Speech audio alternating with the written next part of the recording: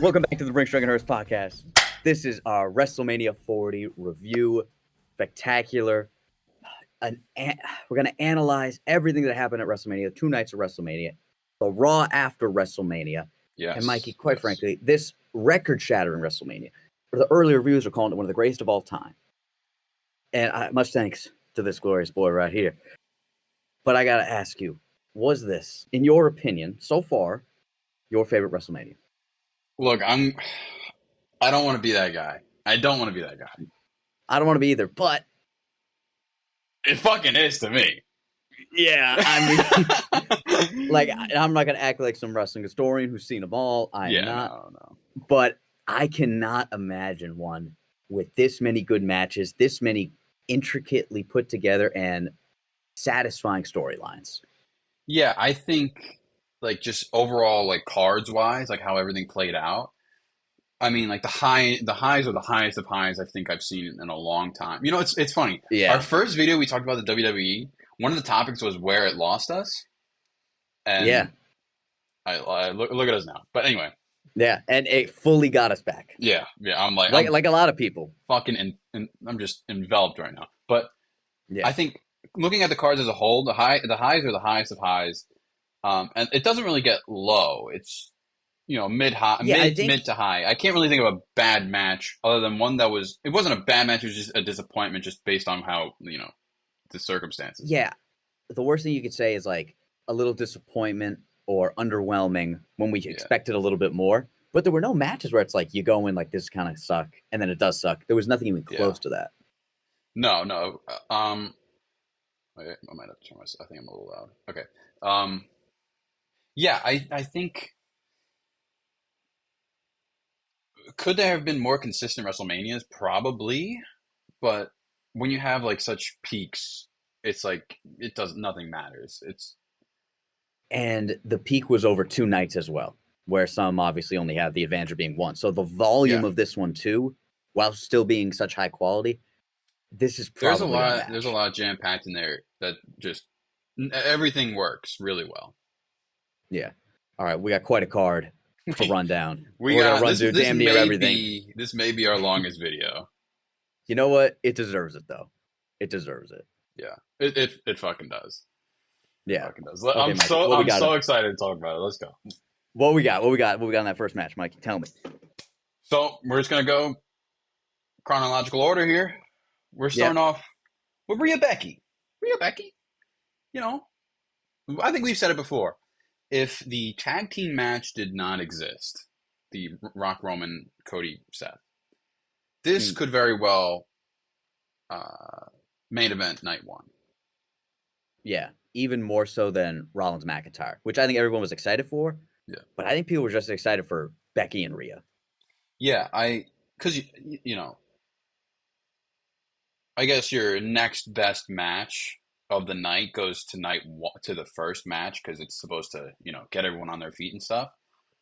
Yeah, and Rhea being probably such a gravitational champ, and Becky being the well-oiled machine she is as a veteran. I mean, she's still pretty young, but just how long she's been in the business and all she's accomplished already. Like it's a well set up booking, I think. Yeah, and the match itself was quite good. I mean, it was another one where you expected it to be really good, and it was. It lived up to what it was supposed to be.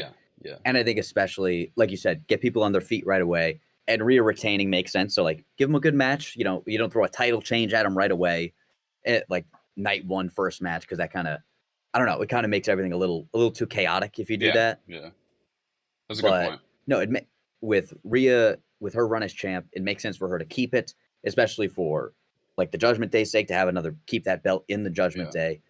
And Rhea's at a point where I think she'll honestly probably hold this thing till next Mania, which I really don't mind because I think she's that good of a champ. I don't think there's anyone to replace her right now.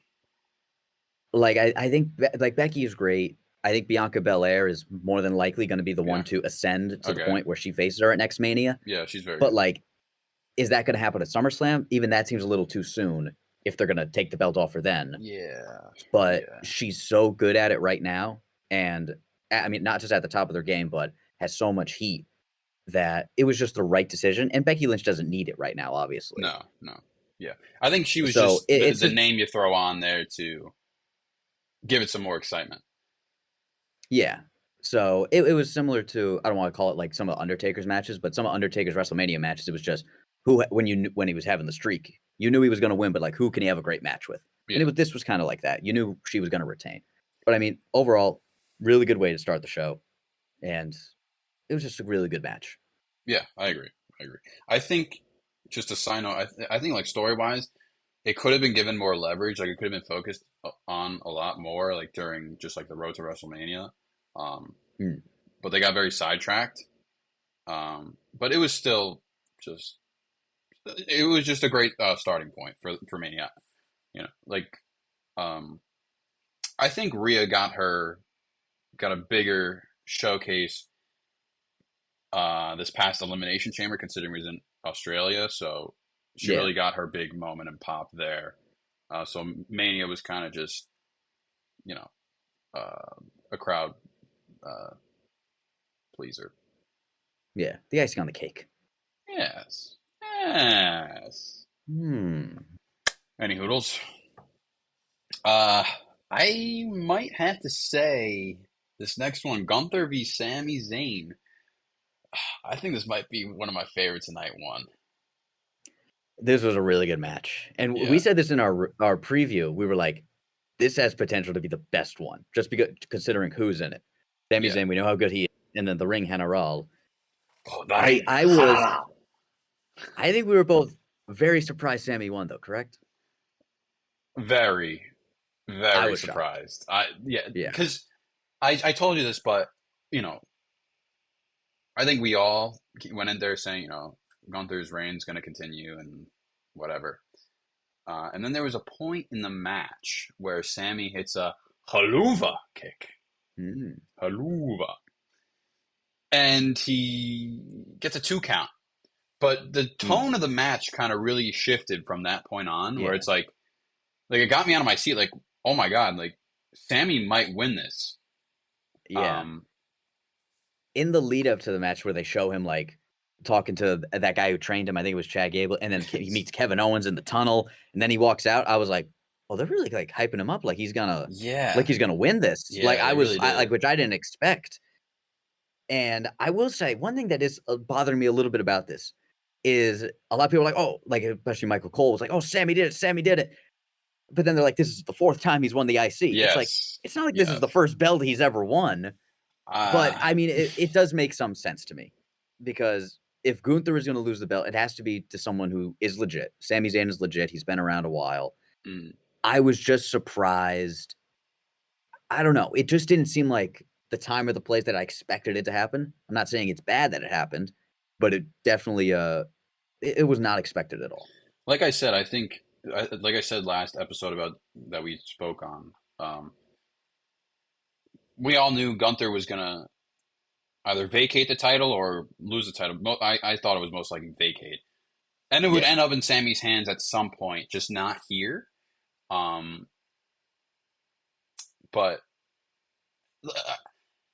I think people are getting a little... I think people are overreacting a little bit here, because it's an IC title. You don't need to perfectly write the storyline for the IC title, I agree. Yeah. I mean, like, it's just a mid-card championship. Yeah, just because he loses it doesn't like bury him or mean his time is over. No. It was just kind of strange that we know he's still ascending. Like, that's not changing. Yes, it was just strange that he lost it to Sami Zayn. He's still going up. We know this is just his transition into like main events, because I do think Gunther can be pretty good in a main event. I think he's not like this stone-faced, just great wrestler. He like has some personality when he has the mic on him. Oh yeah, and I think if he ever has to be a face, like I mean, we could easily see him in the World Heavyweight match next WrestleMania, possibly. Depending on about. Who knows? Maybe he could even go for the undisputed title. Like, he's great. I don't think it's out of the question. I think there could be like a fight mid-year before Mania, like at one pay-per-view. He's like a great like filler guy, and I mean that in the nicest way possible. Where like even if he loses on someone's title defense, it still like shows like, oh, he's there to play with the big boys. Yes, and like I said, I love absolutely everything that Gunther's doing right now. So he's got my eyes on him. I think it's about time, like soon, where because he's technically still with Imperium, that maybe he should like turn on those two like his two like stooges that like follow him around. Yeah, and, like because I mean, they kind especially of with bring his him gimmick, down. They make him a little more mid card than he should be. Yeah, because with his like gimmick and everything, it's like he's like he's very kind of strong and independent, which kind of goes against having the two guys with him all the time. Yes, that's a good And point. I think it would do them better too to like they have a little heat already being with him. So then if they go on their own, they can become a tag team and just they could be able to legitimately go for a title at that point. Is Gunther what is he, like German? I think he was Austrian, they said. Okay. Because I know there's like a pay-per-view coming up for like it's like the Battle at Berlin or something like that. Oh yeah. Or like maybe he's like gonna be main event there, but okay, yeah, I think Austrian sounds a little more. He'll get a crazy ovation there though, because one of the things they show was it's like people in a watch enough. party in Cologne, Germany, and they were going crazy. Okay, yeah, that's cool. But yeah, I will say, where does Sammy go from here? Because he kind of has to drop it to a younger talent at this point, right? I really don't know. I think I said that I like other than Seth Rollins, Sami Zayn's probably my favorite right now on the roster. I think he has the potential to be like Drew McIntyre status, where he's like a close to top guy, but not the top guy. Eventually, anytime soon, probably not. I think he needs to change up his like vibe a little bit, and I think he needs to change up like haluva kick. You gotta have something else, brother. Come on. I think everyone knows not to get into the corner against Sami Zayn because that's the only time he can do anything. Yeah, that's a fair point. Like, can he at least do a haluva kick from like just the sides of the ring? Like, I don't know.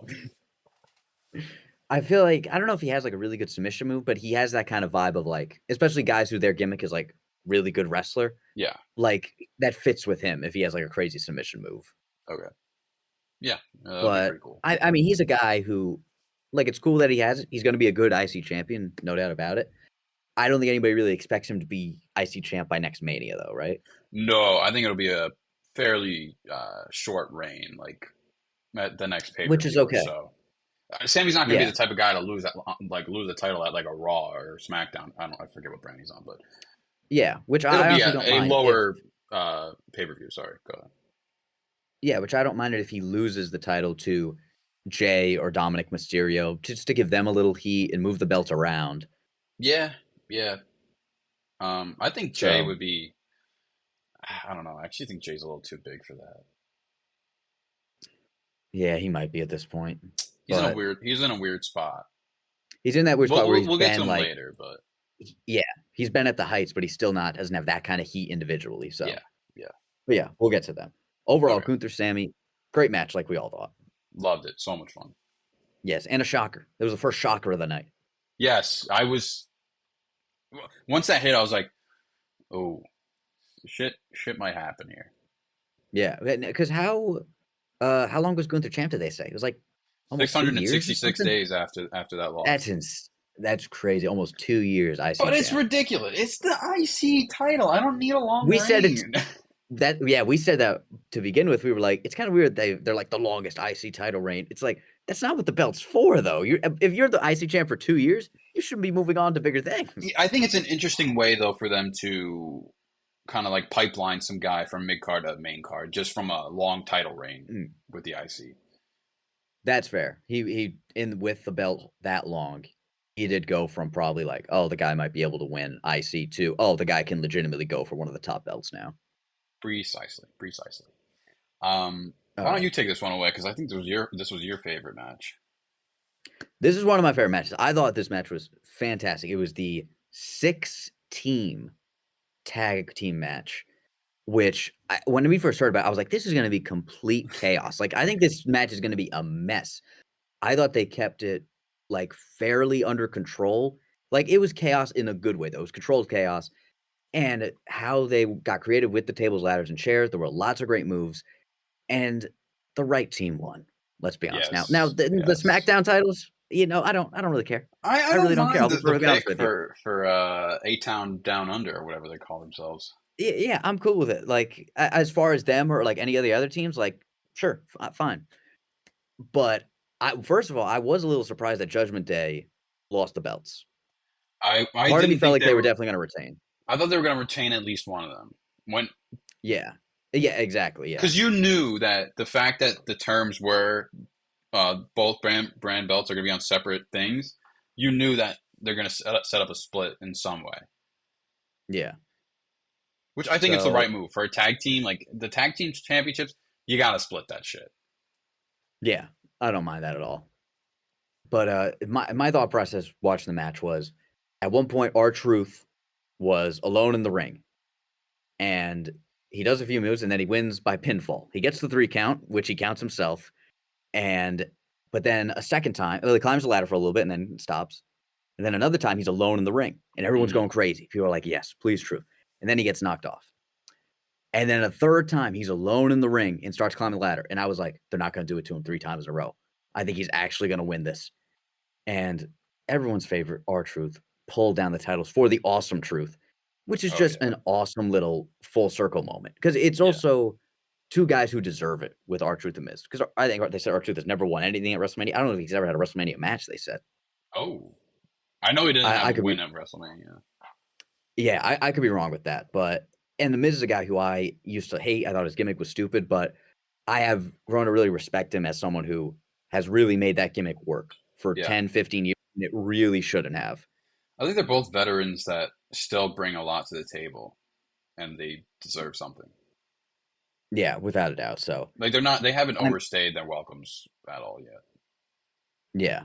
So and Miz even he doesn't even need to wrestle anymore, which he has barely done for like the last 5 years. He's just had Miz TV, and he's cut great promos and helps mediate stuff between stars, which has been fantastic. So I mean, I had no complaints with this match, really. I mean, it was better than I thought it was going to be in all capacities, really. Yeah, I thought this was going to be like pretty boring on all ends when I heard about it, but I enjoyed it. Yeah, and it's Philly, so with the heart of ECW, they want chaos like that with tables, ladders, and chairs, and I think this one provided it, plenty of it. So I for putting the tag titles on the line again with the booking of it, you take them off the Judgment Day, you split them between 2. I can really dig it, just how they booked it. It was consequential as well as being a great match. So I can dig it. So now let's move on to. I only got to see a little bit of this match. What is likely your most disappointing match? Yeah, Jimmy J. It's funny because I can't really even tell you that much what even happened because, well, nothing really happened. Which is pretty upsetting because I liked where the story was at with Jimmy and Jay. And I thought this would have been a great like brother versus brother moment considering everything they've been through and how they're on opposite sides of a war. But nothing became of it like at all. It could have been some And great one of the storytelling, clips, but really nothing happened. yeah, one of the clips I saw was basically like towards the end, he just kind of dupes him into like showing him mercy, and then he just ambushes him, and then he wins, which just seems kind of just a little amateur hour for WrestleMania with a storyline that has been quite good Well, for this long. that's the problem. It's like the whole match was like the typical shit we've been through with the 2 of them. Like there was no like developments. It just brought nothing new to the table. Yeah, it was just like Jimmy being like a snaky bastard and Jay kind of being like the softer of the 2, still wanting to like love his brother and just getting like we've seen this just about every time they've come to face in like Raw and SmackDown. I don't know the brands, dude. I don't know who's on what brand. It doesn't even fucking matter because everyone shows up on everything. Yeah, that's the thing. If you're a big enough star, you're going to be on both of them. Yeah. I believe Jay's Raw and Jimmy's SmackDown still. I could be off with that, but this was one match where I was hoping Rikishi was going to show up, just as their father, even if he just they mentioned was ringside or he didn't intervene. Like I thought that would have been really, really cool. They mentioned him during the match. they were like saying like, oh, we spoke to their father, and they said, you know, he said that he's proud of both of them, in their own way, and that's really it. That's kind It of would have been boring. cool if like maybe he was like watching in like from the side or something. I don't know. Yeah, just ringside, or because he doesn't have to intervene and help Jay win or anything like that. No, of course like, not. Of course not. Yeah, so I mean, I guess it would have been strange if he like turns on one of his own sons, but I'd be fine with it, honestly. But I will say one thing: a lot of people throwing out Rikishi for the main event. I love Rikishi. I don't know if he's big enough to show up during the main event of WrestleMania, though. Even as just an interference or something like that. That would have been a little out of place too, considering where we were at. Yeah. But anyway, yeah, a match that just didn't really grab you in any way. Yeah. Talk about a match that doesn't really grab me in any way. You got Bianca Belair, Jade Cargill, Naomi, and Damage Control. I on the show notes, I have no notes because I don't really want to talk about this. Again, just completely indifferent towards it. Like, it was just a match. I think Jade Cargill is on a route for greatness, considering she just became on the full-time roster like a week before WrestleMania, and then she has a WrestleMania match. But other than that, yeah, we got nothing to say. That was the filler match before the main event. The biggest tag team match of all time. Oh, yeah. Cody, Seth, Rock, Roman, the Brahma Bull, the head of the table, the American Nightmare. The American Nightmare, and Seth freaking Rollins. Yeah, does Seth Rollins have another nickname? Formerly the Visionary. The Visionary. He's called himself the Visionary and the Architect. The Architect, damn. Yeah. I did not know The Rock's nickname was the Brahma Bull. Oh, you never heard that? No, they just said it during the match. I think that was like one of his old school ones, I think. Okay, because all of his branding, well, now he's Under Final Armour Boss. And everything. Oh, yes, he's a Final Boss. I mean, they said it multiple times during the match, but I never put it together because all his branding is like a bull, like for Under Armour and everything. Yeah. So I was like, I guess he just likes bulls. Yeah, I don't know where it comes from technically, but yeah, it works. Anyway, so I'll start. I'll say that when the match started and it's just the four of them staring at each other, it really hit me how all four of them have such great dynamics right now. How Seth has been going at The Rock with all this stuff, and whenever he has to be on the mic against The Rock, it's been amazing. He called him Mr. Midlife Crisis. Mr. Midlife Crisis. He said, "You had your time, you're not going to have ours." Like you can tell, I think a little bit of him is there is very much there's a lot of truth behind what Seth said. I feel like because I think at one point he says like the fate of like the business is on the line here. Yeah. And I think he's like a little mad at The Rock because how he just kind of inserted himself, and it kind of which I don't blame guys for being mad at that. I mean, like, who knows? Does this like force Seth into did Rock like coming into the fray force Seth into losing everything? Because if say Seth didn't have this stuff, like say Seth was not brought into this, would he have won like the heavyweight? I mean, we're getting ahead of ourselves here, but would he have won the heavyweight belt? Is that a weird? I don't know. Maybe I'm. Or would he have retained it? Yeah, would he have retained? I honestly, I didn't think he would have. Because then you could say, oh, he's in the main event of WrestleMania. He is a part of it both nights. If he isn't there, it does feel like he has to keep the title. But anyway, Seth has that with The Rock. Seth and Roman obviously have the Shield history. Cody and Roman have the history from last WrestleMania. But the feud has almost become more so The Rock and Cody. Yeah. Because every promo about Cody is about The Rock, and all Rock talks about is Mama Rhodes. So the greatest feud of all time, Mama Rhodes and Rock. There were times I even forgot about it. I was like, oh yeah, it's mostly a Cody Roman thing because it feels like a Cody Rock thing more than anything. Yeah. That's kind of like the one like I think issue with this whole storytelling here, where it's like Roman kind of just on the sidelines at this point.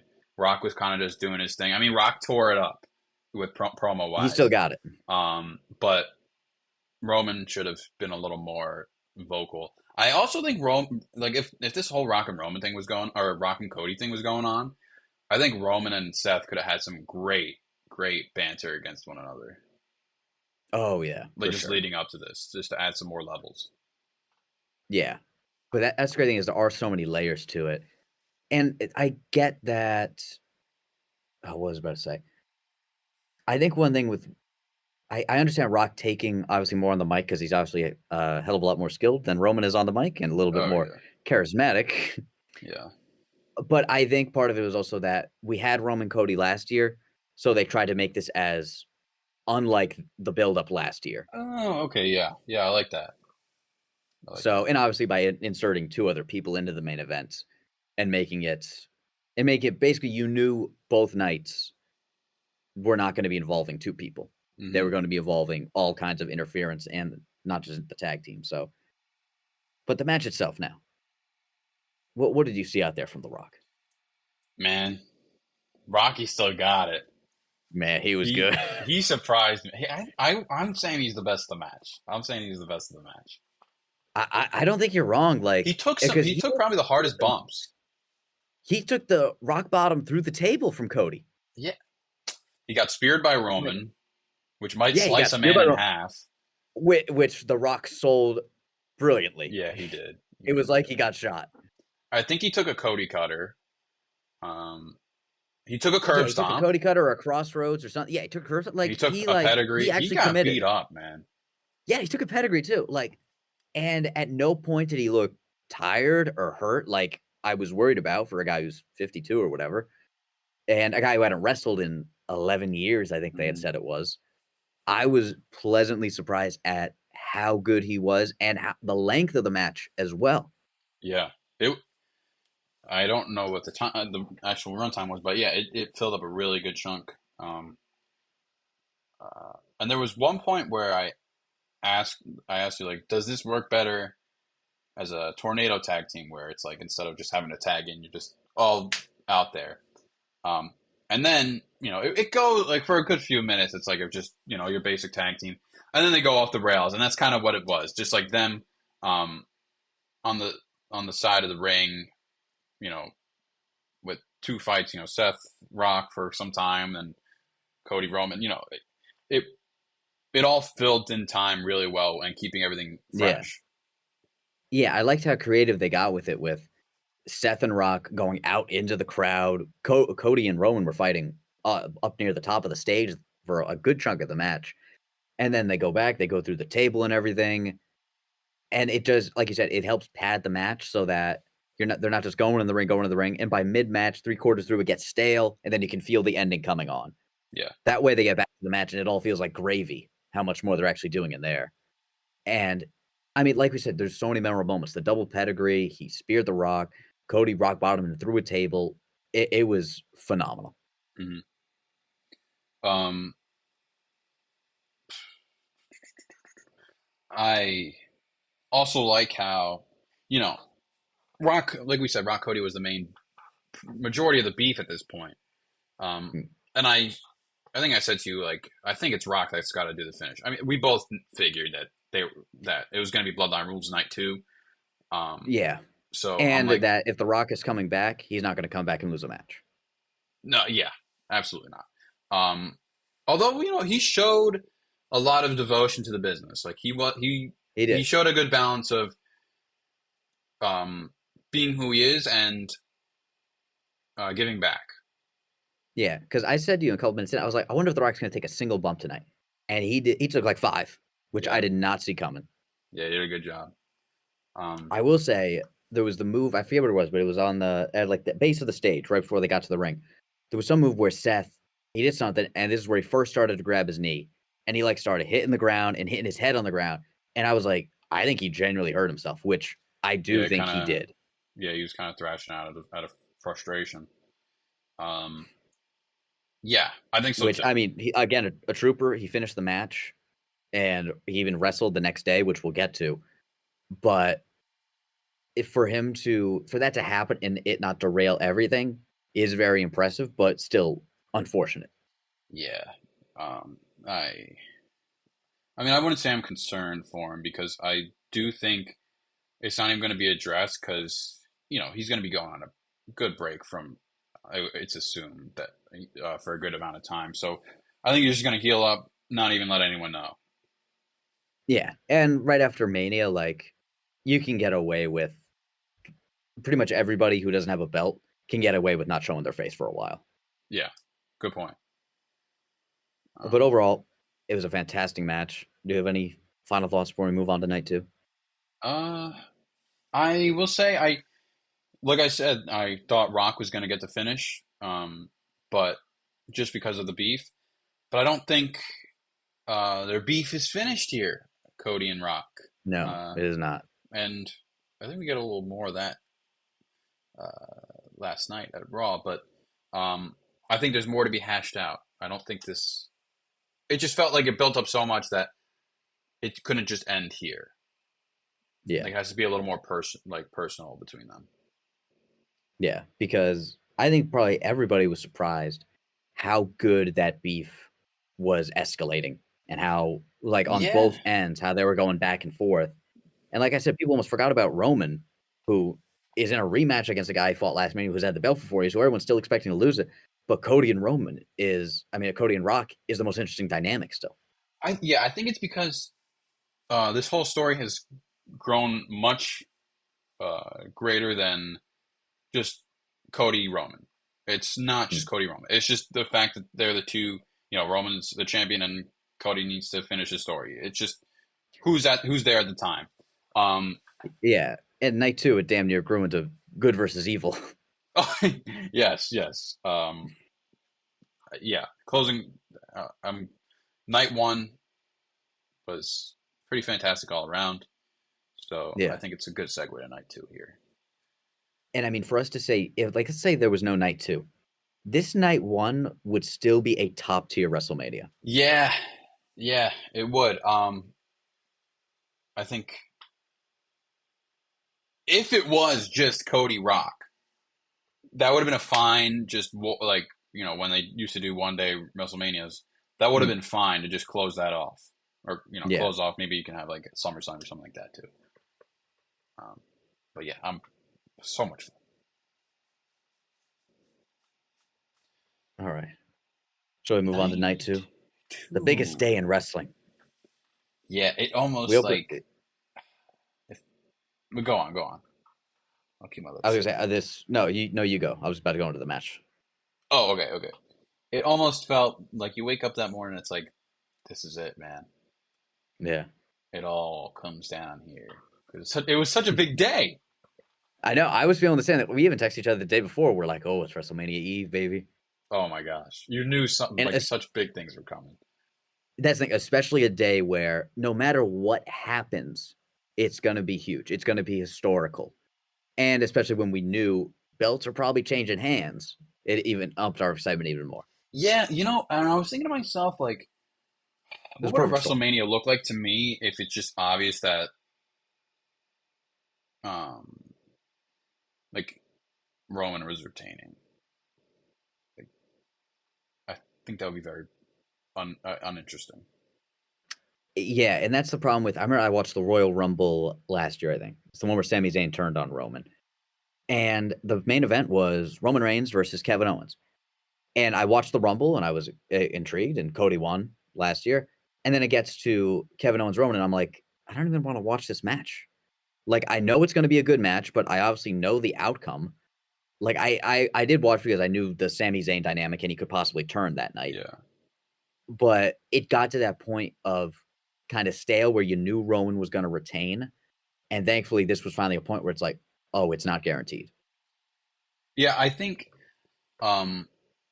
like, when there's a time where, like, Rumble, you have dibs at the championship at Mania, or like how Elimination Chamber, you have dibs at World Heavyweight at Mania. At that point, there should be no contention for that belt at all until Mania.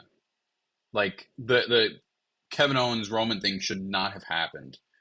I mean, like, it happened for a good reason, but once Rumble hits, you don't contend the belt.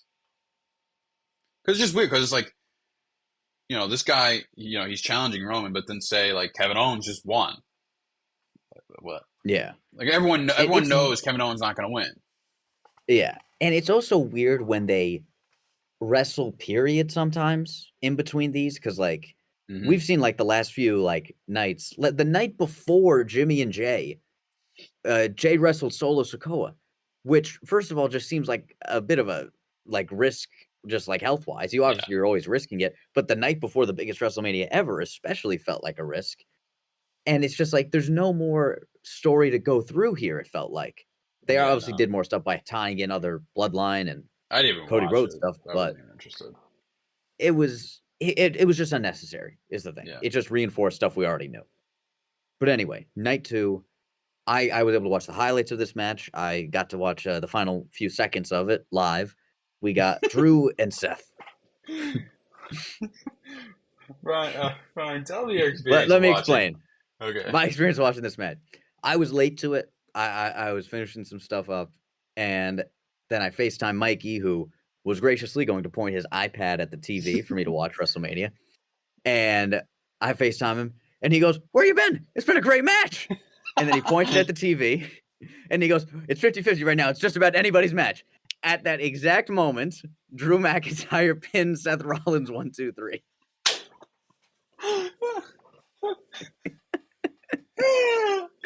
I was like, "Oh, okay, anybody's match, I guess." It's a great match. We also did.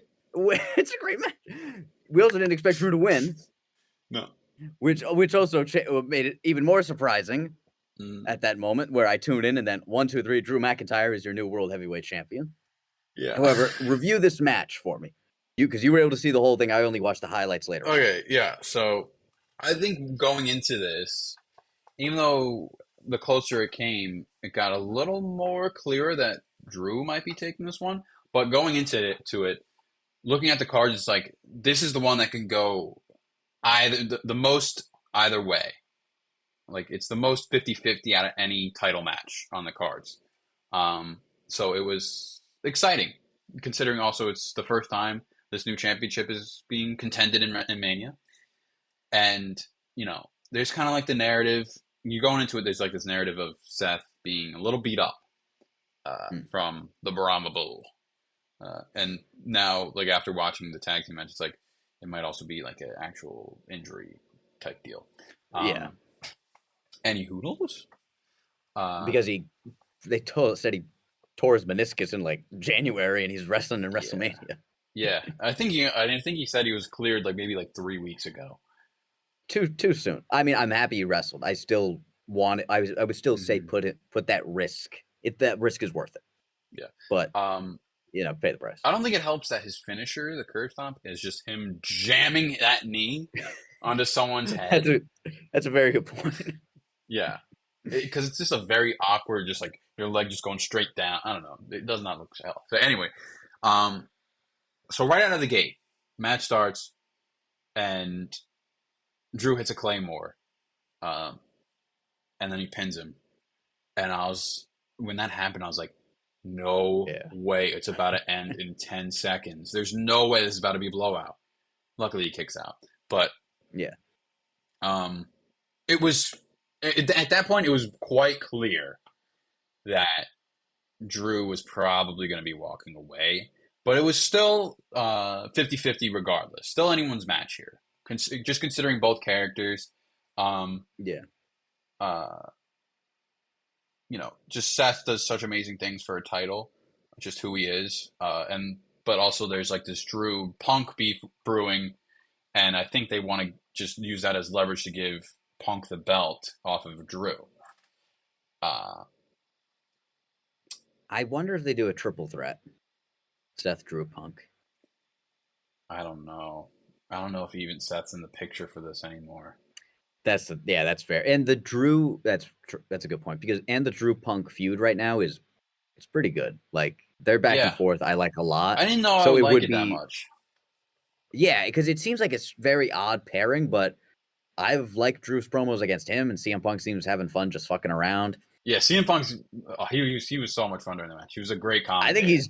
I think he's genuinely having fun. Like he gets paid and he gets to show up and not have to wrestle, and he still gets as big an ovation as anybody. Yeah, he's fucking great.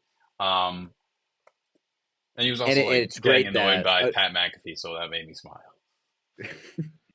And it was great that is what ended up costing Drew the belt. And now we can hold that against him. So now it isn't even about the World Heavyweight anymore. They've crafted a good enough storyline where you don't need a belt. Yeah. But let's get to the fact that he is not the World Heavyweight Champion. Yeah, so Seth loses, obviously. And this was just after us being shocked because of how blindsided we were at the time, just based on the timing of the call. And then, he's having it was a little awkward moment because he starts like getting on all fours and like kind of crawling like a little like seductively towards Punk. And he's just holding the belt there. and Punk multiple times just went like, "Yeah, I see you goof." Yeah, and, yes. And then Punk at one point he's like, "I want you to know, I don't know a word you're saying right now." It's so funny. And then the discussion of Money in the Bank was floating around, but I completely forgot at the time, like during that moment. Yeah, I don't think anybody anticipated it to happen this Mania. People threw out all kinds of theories and predictions. I don't think anybody predicted a cash-in. Yeah, it was. I think because the Money in the Bank was it was really kind of neglected. It wasn't a part of any major storyline. Even something as big as the Judgment Day. It was more about their tag titles than the Money in the Bank. And I forgot that the last time that there was an attempt to cash in was at War Games, and Rhea runs out with a briefcase saying that he's cashing in, and then Randy Orton comes out, and that just kind of like drops the whole cash in possibility. But yeah, so I completely forget about this, and then his music hits. You can see the lights go purple. I was like, I was like, I think I blew Ryan's ears out here because I was like, I was screaming. I was like, no, he's coming in now. He's fucking cashing in, and he's running in. And there's always like one of the routes I said they should have went with was just have him cash in and lose it. Like, just don't have him even succeed in the cash in. Which I think the two best ways were either cash in and lose it, which we both felt like was, I think, probably the best and the most likely. But I don't hate that what he does, and it's just so shocking how and when it happens that becomes good enough and in the moment. Yeah. And especially like Drew being champ for 5 minutes, it's not like he takes it off of Seth after this year-long reign. He takes off of Drew, had it for 5 minutes. So, I mean, for him to actually cash in and win, it was done as well as it could, and especially it being used as a tool to heighten or further Punk and McIntyre after Punk takes off his arm brace and hits him over the head with it. Yeah. How long do you think Priest reigns here? Oh, geez. I really don't think long, but they would need to, like, who's going to beat him for it right now? It doesn't feel like there's a worthy opponent right now is the problem. My thoughts are, because Clash of the Castle's coming up, and that's just a guaranteed Drew main event. Yeah. My thoughts are it's going to be Priest versus Drew, if Priest is still holding, for the title, and Drew will win. Before Punk is healthy enough? And then at SummerSlam, it will be Drew Punk. Okay. Wins. I think Punk will I be like healthy that. by then. Yeah. Yeah, I think he should. I like that a lot. That makes sense to me for Drew has a reason to take it off him. Before Punk can wrestle, you do this. And we know Punk is going to hold one of the top 2 titles at some point. Yes. Yeah. So, I mean, I like that a lot. If Punk can win it at SummerSlam again, off of Drew instead of... And Priest, have his moment, do whatever, then lose it at a pay-per-view because the way he is now, like, he's fine. He's honestly probably might be the least interesting member of the Judgment Day, aside from JD McDonough, who I only realized existed like 2 weeks ago. But Dom and Balor are more interesting, and Rhea Ripley is obviously needs Judgment Day the least. Yeah, she could. I mean, that's another conversation, but yeah. But overall, so yeah, they got options with Punk and Drew, and Priest. We'll see what happens. Seth is the big one where they said he's going to take a month off. Yeah, I think it's gonna be more than a month though. I think it's gonna be like At least 3. Which he can easily do just to heal up, and he doesn't need the heat right now. Like, he's Seth Rollins. So, and one reason I thought he was going to win this match is I didn't think he was going to lose 2 matches.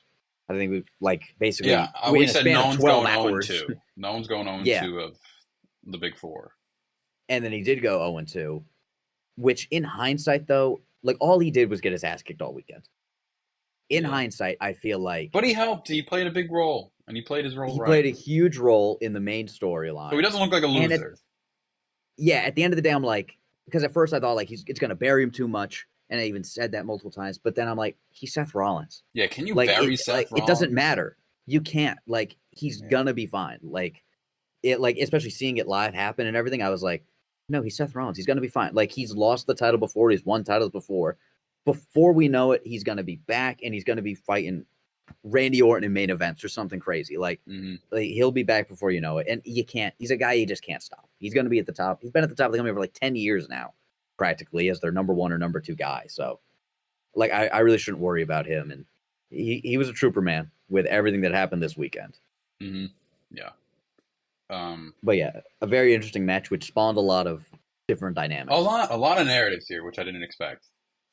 So this is the perfect example of, like, they did a great job at wrapping up a story and leading it directly into a new one.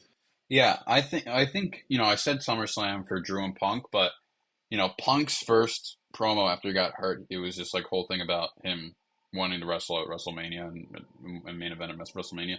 So I think maybe Drew will hold. Like, once I think Drew's getting the title back at Clash of the Castle. I think that's like pretty lock for me. I think he'll hold for a good time until Mania. Makes a lot of sense. Just like make up for this, like, because people are saying like, oh, like it's fine. Like he was able to win a championship in front of people instead of like COVID. But I'm like, it doesn't mean shit here. He just held it for 5 minutes to just turn it over to someone else. As someone who's like reading the script, as him to like be in the mind of Drew McIntyre, he's like reading the script. It doesn't feel like a win. Yeah, and I can imagine if he like reads that and he says like, I'm going to win it and then lose it 5 minutes later.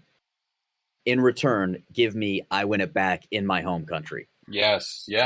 And have a decent makes sense. Yes. I think we just predicted that pretty well. Yeah. That makes a lot of sense. But all right. Great match. Great way to start the show too. Quite a shocker, quite frankly. Yes, it was. All right. Now let's simmer it down with this next one. It was a fun match. I don't think I even paid attention. Oh my God. We got the Philadelphia Street Fight. Bobby Lashley and the Street Profits going against the Final Testament. Who I don't know how this match spawned. I don't know how this beef spawned. I don't know who the Final Testament is. I think I only just saw who Bobby Lashley is. And Bubba Ray fucking Dudley, who gets refereed. Awesome. I will say, I know Bobby Lashley. I know the Street Profits. I'll be honest. The Final Testament came out with some like 60-year-old bald man who neither of us knew who he was. It was creepy, dude. We didn't know who that guy was, quite frankly. However, Bubba Ray Dudley was your guest referee. Snoop Dogg was on commentary for this match. I loved it. Yeah, it was fun. Again, it was fun. I thought as far as a street fight, kendo sticks, tables, ladders, chairs, again, they got creative with it. They didn't botch anything. And we got to see Bubba Ray, like when he get pissed off, he put the glasses back on with the tape. It was a fun match. And especially, with a lot of storylines, like pretty serious, a lot of weight to them.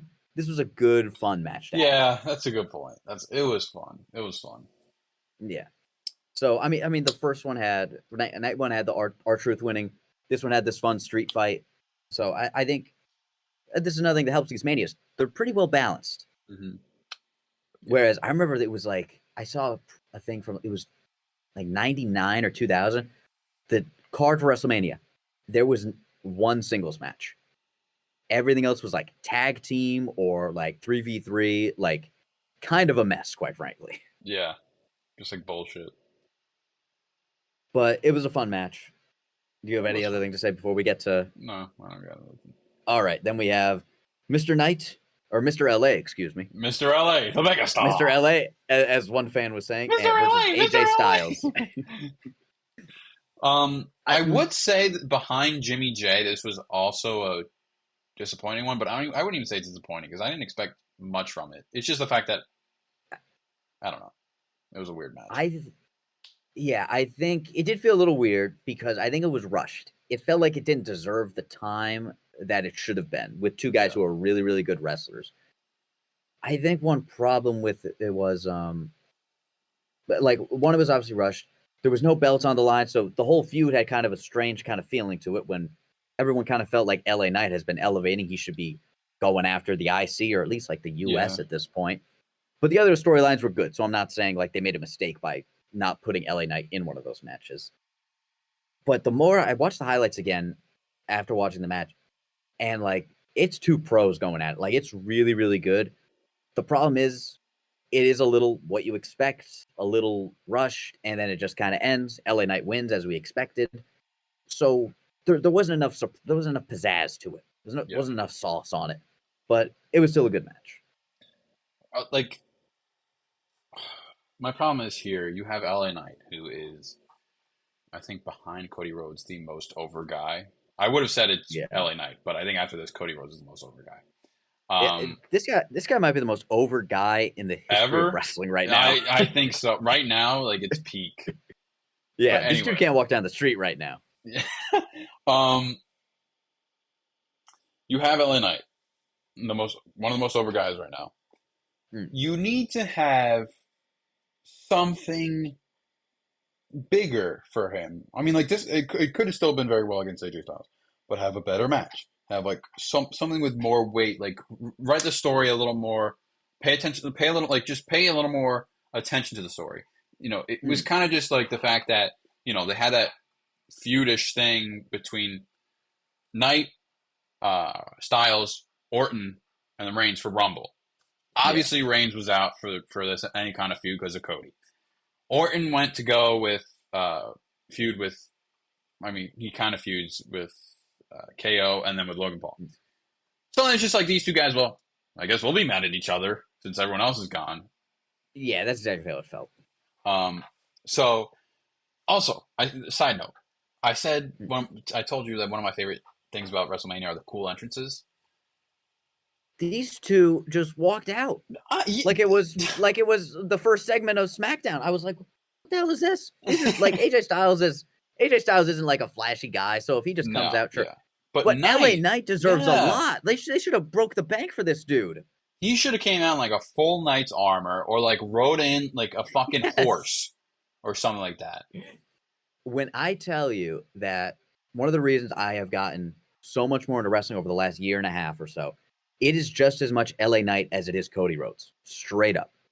Okay. Because there's more viral clips of him talking and a segment with him. That's must-watch TV more than any other guy in the company, in my opinion. I agree. But anyway, like you wrote in the notes, what's next for Mr. LA? What do you think? I don't know.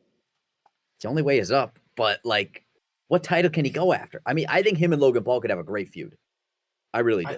I agree. I don't. So it's. But again, I think it seems too low. Maybe he's the one to get the IC after Sami Zayn. I like that a lot. I don't mind if 4 guys hold the IC within the next year. Yeah, it's the IC. I don't give a shit. Gunther made everyone care too much about the IC. And especially after the undisputed title was held by the same guy for 4 years. The World Heavyweight was held by the same guy for over a year. The Intercontinental was held by the same guy for almost 2 years. I want some title changes throughout this next year. Yes, there should 4 guys can hold it. And, it kind of sucks because I don't think Cody's reign is going to be that long. The great thing is, because we're coming off a 4-year reign, it can last 8 months, and it's still going to feel so short. When that's a decent reign right there, 8 months. We're getting a little too ahead of ourselves, but yeah. But no, Mr. LA, there's a lot of different ways he can go. I I think you could get a great. I mean, he's just a great wrestler. You could get a great match and dynamic and feud with him and Randy. Hell, if you want to do something with him and Punk in the meantime, in between something else, it would be great. But I would really like. First of all, I think he should hold the briefcase. I don't think there's a better guy to win Money in the Bank. There is no man that embodies the title of Mr. Money in the Bank than fucking LA Knight. Because you're supposed to be, if you got the briefcase, you're supposed to already be a little cocky. You talk a lot. And then, like, is he going to cash in a win? I don't know. I don't care. He deserves Money in the Bank, and he deserves a belt within the next year. I would like him to have a belt at or by SummerSlam. And I don't think that's asking a lot. I think Money in the Bank is the given. If you don't give him a championship, you give him Money in the Bank. Because that's the minimum. Even if it doesn't come out as a title, it still draws more eyes to him. It makes him a little threatening. It makes him a little entertaining to watch because you don't know what's going to happen, when he's going to cash it in. Yeah. So give him Money in the Bank. If anything, you got a lot of great guys on the roster right now. So I know it's hard to balance how to give everyone their opportunities. But I think, if anything, LA Knight, your most over guy, give him Money in the Bank. And the great thing about that for him and just management wise is when you have the briefcase, it's like having a belt where you don't need to wrestle that often. It's like, that's enough. Like, you can come out, do your promos, go home. Mm-hmm. So, and especially a guy like him who is getting all this heat when he's a little older than a lot of guys who they give the briefcase to when they're 25, 26, when they're really coming on. He's around 40, but so deserving of it and so deserving of a belt that I really hope I know the future's bright for him. I hope they just give him his flowers. Yeah. Yeah, I agree. One thing I will say is AJ Styles he's a great wrestler. He's not the most interesting or charismatic guy on the mic and everything.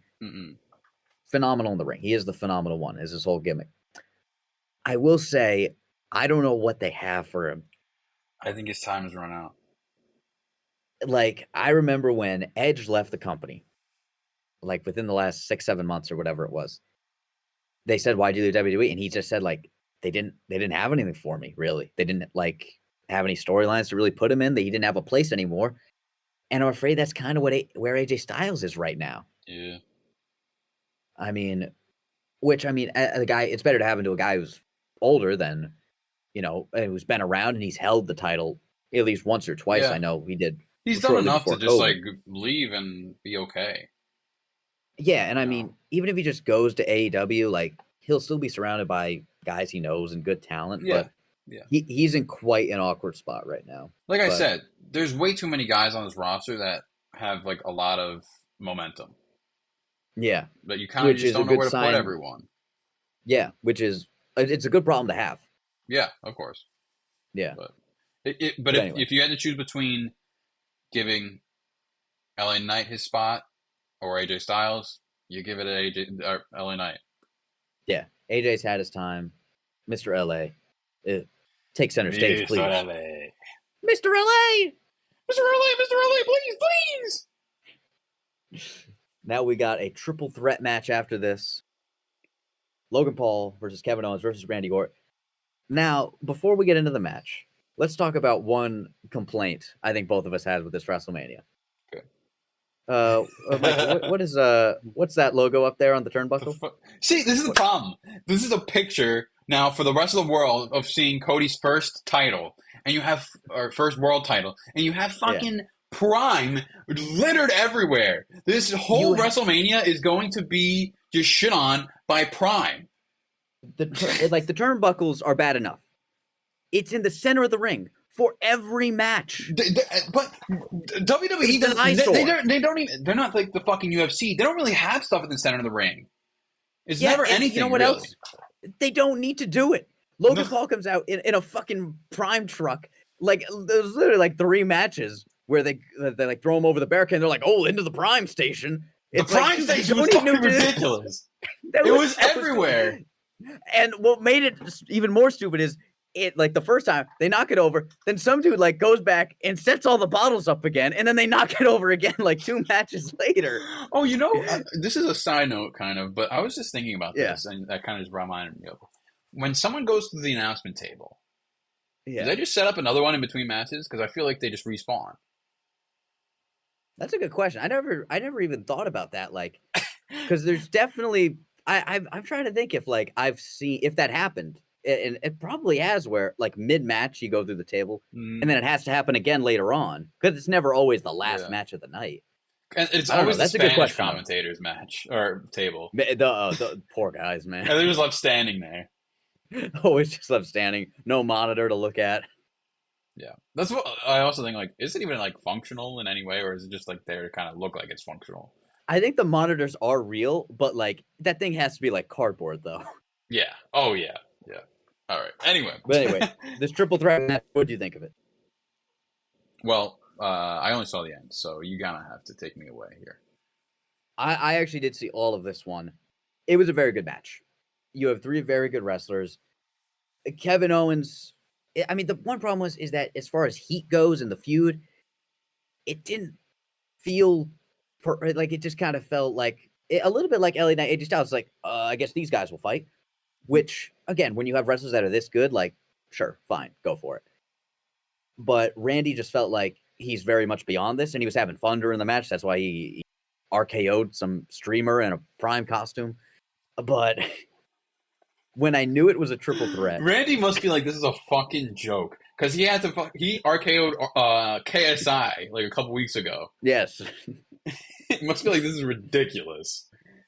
But when because originally I think it was just going to be like Randy and Logan, yeah, and then they added Kevin Owens to the match. When I knew it was triple threat, I was like, I think that makes it a lot more likely that Paul's just going to retain. Yeah, because you can do things where he doesn't just get beat outright, and that's exactly what happened. Which I don't mind because, I mean, as you wrote, Logan's quite a good U.S. champ. I think. You say what you want about the guy. I love him in the WWE. I fucking love him here. He's low-key kind of won me over, which I never thought would happen. Yeah. He's a good. He has good charisma. You know, he's got all the tools. Yeah, he's a really good heel. He's quite hateable, and he's incredibly athletic in the ring, dude. Like, oh my gosh, damn good. Like, I am impressed with him every match I see. And like you said, Kevin Owens just kind of there for the pinfall. Yeah, and it's three guys. Like, are they going to fight again over the U.S. title? I don't know. Do I want them to? I don't really care. No. I think there's probably a better, more interesting opponent for Logan Paul to go up against. Like I suggested, LA Knight. I think it is an interesting spot for Kevin Owens and Randy, where do each of them go? Because they've both been pretty. I mean, obviously Randy's been to the mountaintop many times. Kevin Owens has been very close to the mountaintop. Mm-hmm. So, I mean, they're both faces right now. We're going to see some interesting turns, I think, over the next few months.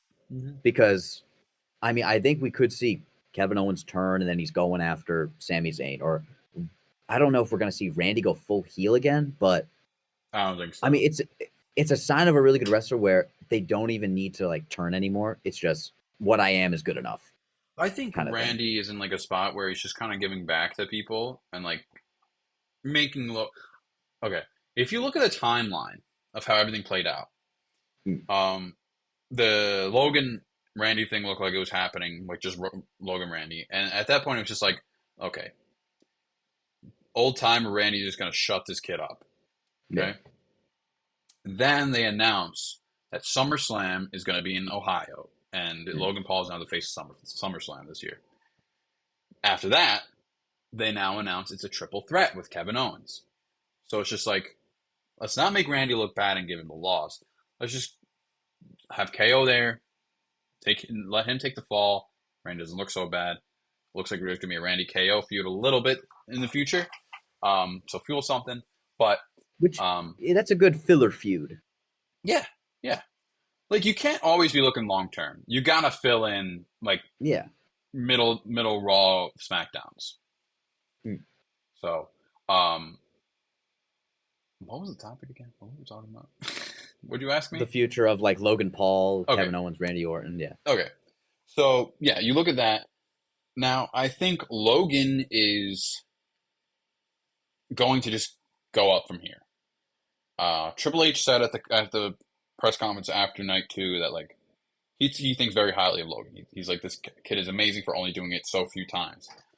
I think Triple H would love to have him as much as Logan will stay. I think Logan's probably the busiest guy on the roster, which is crazy to say. But so I think Logan can only go up from here so long as he wants to. Randy is in a spot where he's just there to boost some guys that haven't been boosted yet. Like Logan Paul. I mean, like Logan Paul had a little traction, but I think now he's like even more so because he just won a triple threat with Randy Orton. And I think Randy is in an interesting spot because of how good he is, but he doesn't need to be pushed. He will never. He's never going to be buried because he's Randy. He just kind of shows up when he wants and puts on a good show. But I don't think he's. I don't know if we're going to see a championship from him anytime soon. I bet we see one more reign. Okay. And even if it's just a short one, I could see him winning World Heavyweight sometime down the line, and just he holds it for a little bit, and then like say someone cashes in against him and wins it at a vulnerable moment. But I think we get one more reign out of him, and he's a little bit similar to AJ Styles, where you're not sure what they have for him right now, but Randy's at such a higher level and much more history with the company, obviously, that he's not going anywhere. But again, with these three guys, you have three very good wrestlers, three guys who people are behind, heel or face, that it's very good the options that they have open right now with all three of these guys. And even if I don't even know if any other futures are going to cross again within the next SummerSlam or WrestleMania. So, but for the U.S. title, like, I don't know. I think Logan holds it for a little while longer. Logan at least retains past SummerSlam. I can see him losing at SummerSlam. I don't know. Even if it's in his hometown. Okay. But I think once he loses, it's just on to being a contender for, like, say, IC. Or who fucking knows? Yeah. Maybe it's like a brief Cody Logan feud. I don't hate that. I think that's on the table. Yeah. Because if he drops the belt, that allows him to feud with a higher belt. Yeah. Which he's earning his way up to that point. Mm-hmm. Or, like I said, Logan could be such a cocky guy where he's like, I've seen enough with the U.S. title. I'm vacating it. Which, again, would give us a cool tournament for the title, which I think everybody loves. Love those. We love a tourney. I think he could take things to another level if he turns face. Because he entered the company as already a guy who, like, is a joke. Like, everybody hates Logan Paul, you know? Logan can ever turn face just because of how the world sees him. That's the thing. Because they just boo him for who he is on WWE. I think he's going to need to find a way to, even if it's just through his actions or whatever, I think there's a way to make him a face. If Randy Orton can do it, who was just his early time in WWE, he was just the devil, and now he's like became one of the most beloved people in the company. Like Randy is Randy because of WWE. Like he sprouted in WWE. Logan is just too disconnected from WWE that, like I said, the boos just feel personal. You know, that's fair, and that is part of it. That I think makes him such a good heel is that people have preconceived notions about him. But I think just as far as his career to take things to another level, as for who he is as a wrestler, not just in the ring but outside of the ring, if he can manage to get people behind him to win a title, and like you said, that's going to be challenging. That's going to be damn near impossible. But I'm very interested if he can do it. I know Seth Rollins has gone on record saying he hates Logan Paul. I don't think Seth likes many people in the locker room, though. Okay, to be fair, true. I think Seth Logan, like a fully fleshed out Seth Rogen feud, could be cool. That would be cool. Like maybe like, I mean, whether Logan has a belt or not, it won't be for like belts. It'll just be for beef wise. Yeah, and I think Logan is already at that point where he can be in a really good feud even without a belt involved. He's at that point of a personality already, which is a great sign. I'm going to say out of the three of these guys, KO has the least room to run. Yeah, because I think he got like a lot of pushes, not like to push too hard, but fans really got behind him. And like I think he got close. He's had a couple belts here and there, but he's kind of come down to earth, and like everyone kind of knows like his level, like where he's at. Like he's not up there with the champs. He's right below them, and he's obviously a great wrestler and good on the mic and everything. But as far, like you said, as far as traction goes, he doesn't have as storied a history or as bright a future. Yeah, but I think he's still like him and Sammy are like on the same level. I think he's a little lower than Sammy, just traction wise. Not by much, but yeah, I don't know where this guy can fit for now. Maybe Logan vacates. Say Logan vacates. There's a tournament. KO wins the U.S. title. Yeah, I think one thing with KO is also he's had, I think, basically the same look and skill set for like 10 years. Yeah. Like he's come out with a black T-shirt that says KO on for his entire career. I love basically. the look, actually. I love the look. It's a good look because it looks like a guy who just like he just looks like any guy. He looks like he who just shows scrap. up. Yeah, and then he just destroys. But it's a very interesting match. A lot of uncertain futures, but that's what makes it fun. Yeah. Then again, we had one more filler match: Bayley versus Io Sky. another one I think we're pretty indifferent towards. Yeah, show notes are empty for that one. I will yes, say they this. are. This has been the most shoved down your face match before leading up to WrestleMania. They played a promo, like a short like trailer for it. Every Raw and SmackDown leading up to WrestleMania.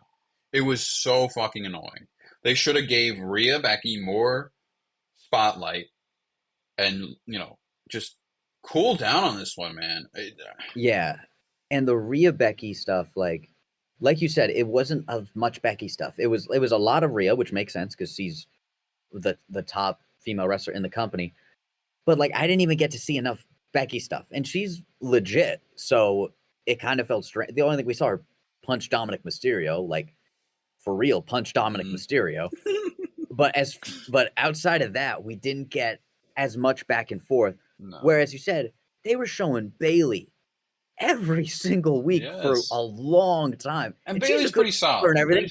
But it's like it was a level that I don't know if like they could sustain or maintain. I think they've played it out more than fucking Cody Roman. That's true, because whenever Cody showed up, he talked about The Rock. Yeah, so I mean, I think it'll be interesting seeing another Bayley reign. How long she holds, I don't know, but I'm confused. Bianca Also, Belair. Do you know how the women's belts works? Because Rhea, if they say like it's champ, but also Bayley's champ, I forget the distinction between the two. Rhea is technically the women's heavyweight champion.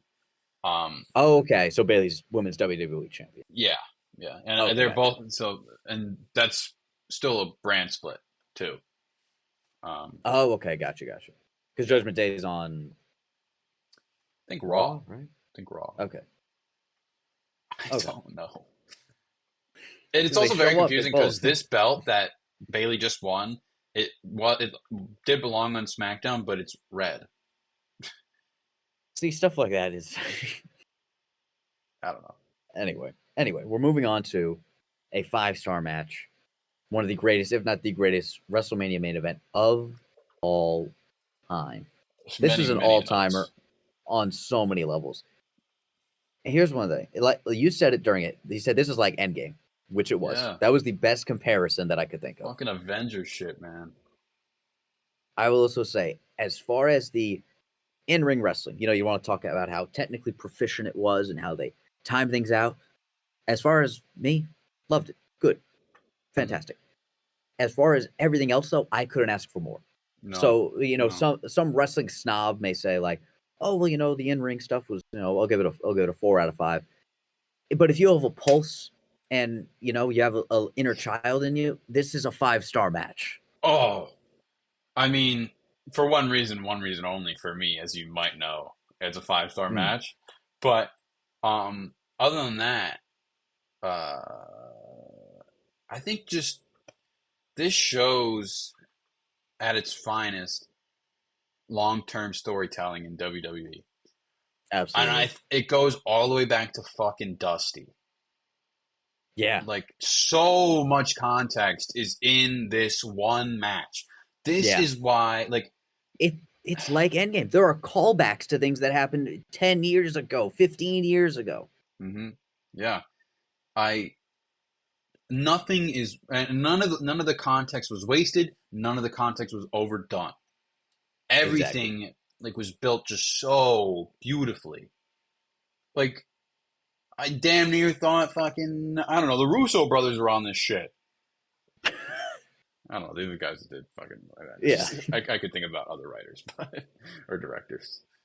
But so let's just get to the interference, because Cody and Roman are having a great match in the ring. They're having a great match. They go outside the ring, they come back in the ring. Everything's going fantastic. So much fun. You feel the weight. Yeah, again, I couldn't ask for more. They're two phenomenal wrestlers. Yeah. Well, actually, before we get to the interference, I thought Cody's the mask Cody was wearing in his entrance, I thought looked fucking ridiculous. Like I said, I love different entrances. And I thought Cody was gonna have a really cool one. But it was just the same one with a stupid fucking mask on it. More or less. I love the suit, the thing he wears, but... Yeah, and Roman walked out like he was walking in the mall. Roman, like, this may be, like, his last... Who knows? This might be his last, like, WrestleMania match for a long time. Like, he might just be a part-timer at this point. You gotta do something big, brother. You're head of the table. And even the theatrics... like surrounding that, like, is WWE's power completely. They didn't really go all out for him like they probably should have. No, they really didn't. But anyway, to the interference. First one to interfere, Jimmy Uso. Expected. We knew it was going to happen. Yes. Out comes out Jey Uso. Yep. And here's what I loved about it. They tussle, like on the walkway to the ring. Jey spears him off the stage, which. Yep. It was awesome. So fucking cool. And then, you know what? They're gone. That was it. Yep. They neutralized him. I love that about it. It wasn't like they're around the ring, they leave and they come back. That was it. And it's such brief, well done storytelling too, because of the context of Jimmy and Jey. Jimmy comes out trying to, stir the pot. Jay's there to say like stop with the fucking bullshit. Let's fucking bury you right here. Just quick. And then that was it. Great storytelling right there. It was literally like the span of a minute from when Jay's music hit to when we don't see them again for the rest of the match, which we love. And then I remember there was a part where I think Cody got Roman in the crossroads again. Things were looking really good. And I told you, like, Solo's lacing up his boots right now. 2 seconds later, Solo Sikoa's in the ring. Hits him with another Samoan spike. I don't even know what he was. Just jam his thumb in his face. I think he jams his thumb like in your throat. Oh my God, Solo! Come on, brother. Which we hate to say. We were really excited this last Raw and SmackDown when not only did we see Solo speak, we saw him wrestle. Yes, a full match. And we hate to say he's not that good. He fucking sucked.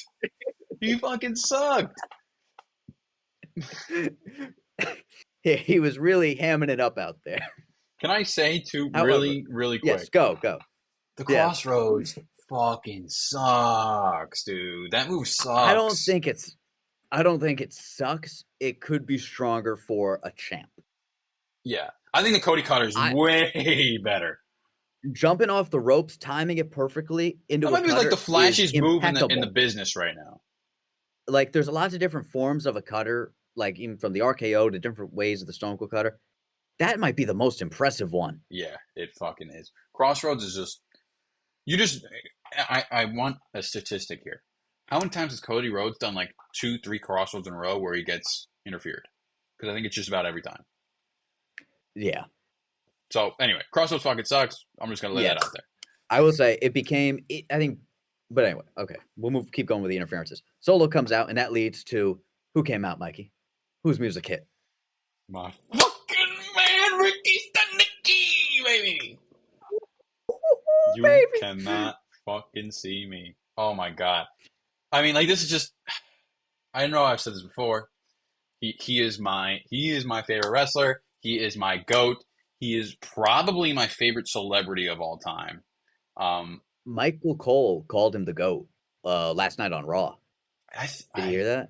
Yeah, I think he is. For Michael Cole, that's high praise. That's high praise. He is, though. He fucking is. John Cena is the GOAT. Like, I cannot be disputed on this. Like, I won't live it down. This, again, is a side convo. Like you said, your favorite celebrity right now, he was on TV for something, and I told my mom, like, John Cena is America's sweetheart. Like, everybody loves John Cena right now. And my mom was like, really? John Cena? Like, I was like, yes. Like, he is literally America's sweetheart, America's dad, whatever you want to call him. Like, it's hard pressed to find a celebrity more likable than him. Yeah. So for him to show up again, a guy who's got a busy ass schedule too, still making time for this, perfect. We said like, you can't have a Mania without Cena, but there was also like feeling like he probably isn't going to show up. Like, is there really a reason for him to show up here? Like, I don't know. Yeah, and it was weird though. Before we were talking about the match, we were like, Cena's probably going to show up, which that's an insane thing to say before the main event of WrestleMania. Oh yeah, John Cena's probably going to interfere. Yeah. But he kept posting stuff on social, and it made sense. Like, Yeah. but so he comes. But like we said, Jimmy and Jay have their history. Cena comes out. The last time Cena wrestled a full match, he lost to Solo Sikoa, Yeah, like you're 2 years ago or whatever it was. So again, there's a little history there. Wait, 2 years. Wait, wasn't Cena's last match losing to Austin Theory last year at Mania?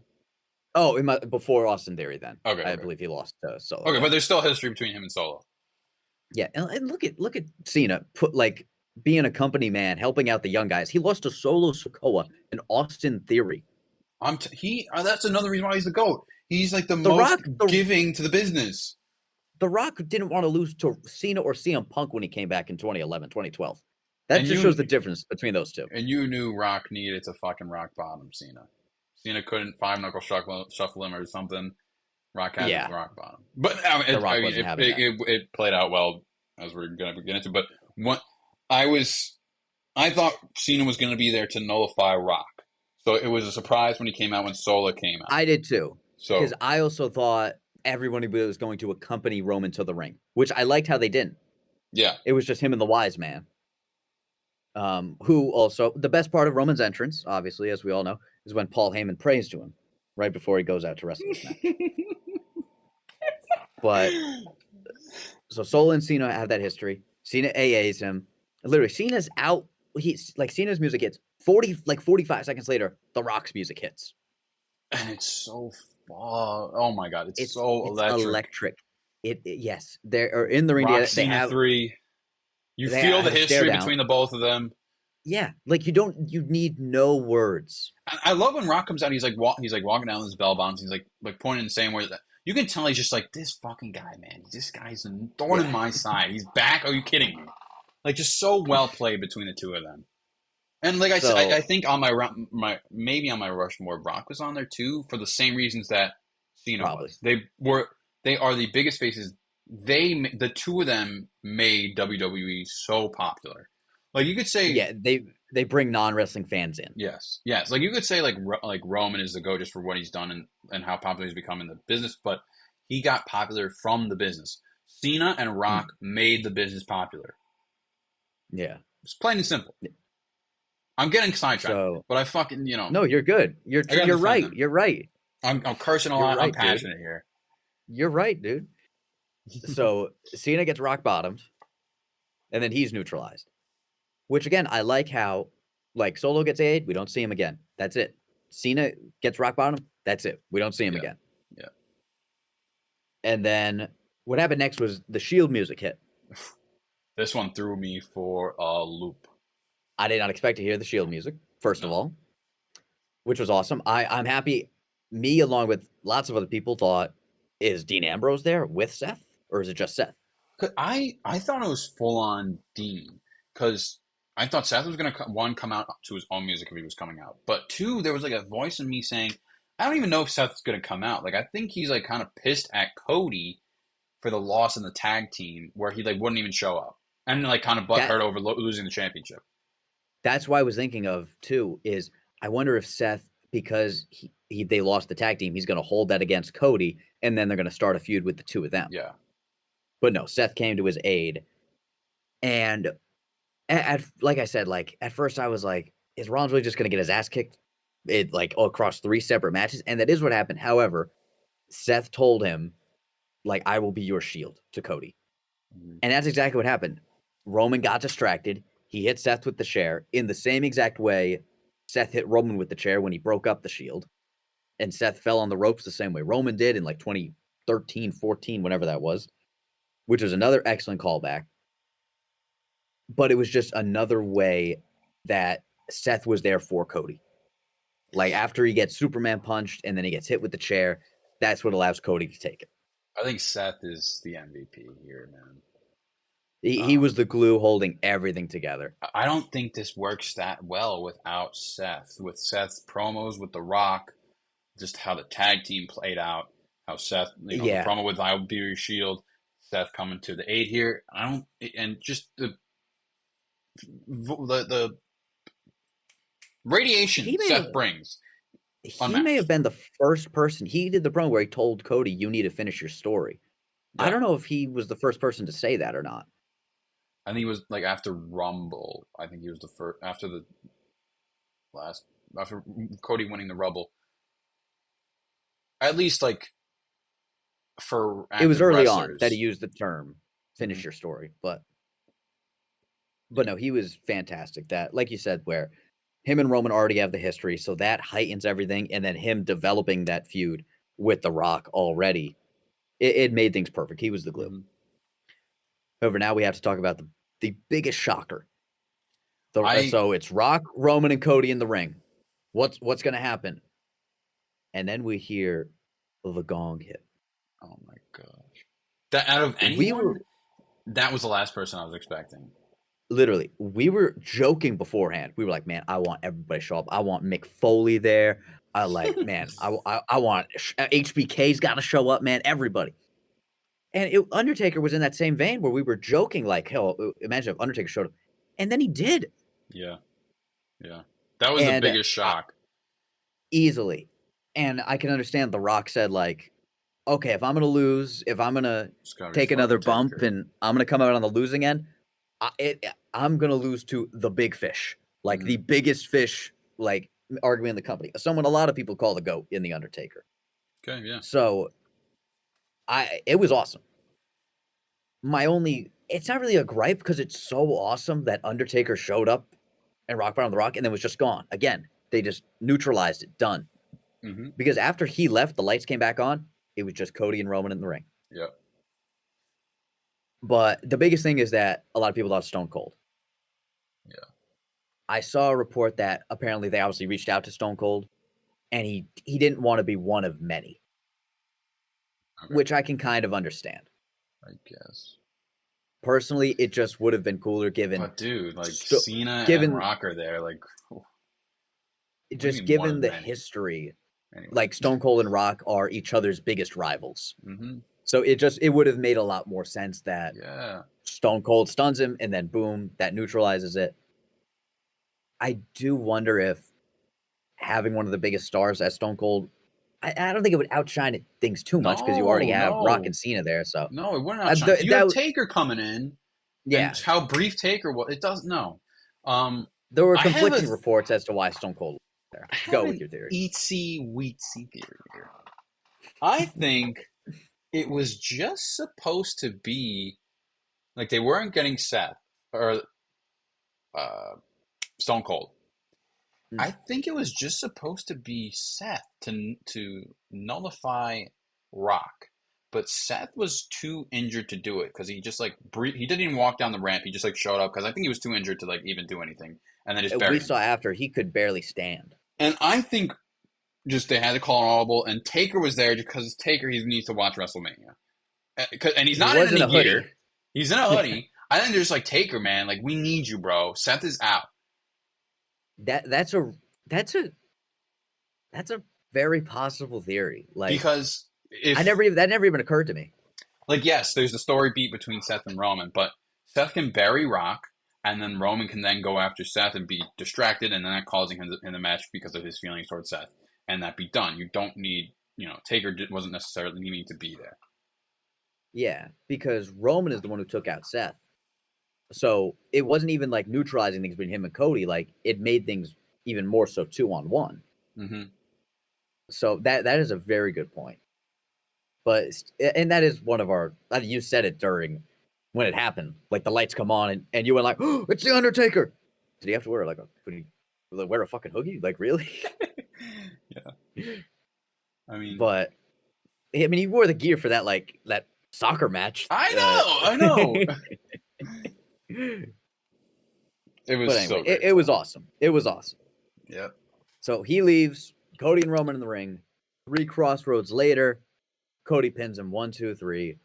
Your new, undisputed WWE champ. Mikey, how did it feel? I'll tell you how it felt. Wow! I hope we captured the ferocity of that scream. Yeah, me too. That is how it felt, though. I wrote it in the show notes. It almost feels like the series finale of the WWE. Dude, that is such a good way to put it. This feels like the end of wrestling. Because of how much it goes, like I said, it goes back all the way back to fucking Dusty Rhodes. It feels like everything led up to this moment. The fact that it's to Cody Rhodes is crazy, just considering where he started. But everything led back here. And it just, I almost felt like I woke up Monday morning like, I'm complete. Like, if literally. I'm saying this as a fan, like, I wonder how the company feels. Like, it feels like it's just going into a spinoff at this point. I mean, I bet the company felt like everybody backstage and everybody involved. This must have felt like winning a Super Bowl. Like it's like we won everybody over. Like there's this is one of the highs in the history of the company right now. Everything was done to an absolute T. And who would have ever thought it would be Cody fucking Rhodes, I know, who is your main face? I know. And I wrote it down too. I think the story, it could work out with someone other than Cody, but I think Cody and just the history of him, his family, makes it so much better. Yeah, I agree. And going on the same vein, I don't think it works at all works as well without definitely Roman, obviously. Definitely Roman. So let's give thanks to Roman. But without The Rock. Yeah. And I think, especially like the first line, when all the lights go out for his theme music, you hear him say, wrestling has more than one royal family. And this was back in like his AEW days. He used this music. Oh. And now he comes out with this in WWE. I believe he uses this in AEW because people knew the song like when he came to WWE already. Okay. So it works perfectly even in that regard of I'm a wrestling family against this other historic wrestling family. And yeah, The Rock just heightens all this. And like you said, if it was just another Cody Roman like build up and like Cody wins, it would be big. Don't get me wrong. It would probably still be the biggest WrestleMania ever. But The Rock took it to another level, without a doubt. And he took Cody to another level because it forced Cody to really bring his A game too, going against one of the greats, on and off, inside and outside the ring. But I also pointed out to you that the glorious celebration that occurred in the ring after Cody had won, with Jay, Kevin Owens, Cena, LA Knight, Randy Orton, Seth, Sami Zayn, all guys who Roman beat on his title defense were in there to celebrate with, which is a testament to Roman's title defense, but also how they're lifting Cody up like, you're the one who did it. You're the one who ended the reign of terror is over kind of thing. Yeah. The first time a face has been the top guy in 4-something years. It also shows like just how everyone that came out, like that's not a normal thing. No. It shows that they knew, the entire company knew how important this was to not just the business, not just Cody Rhodes, but to the fans. Like, obviously they gave the fans what they wanted with bringing it back to Cody.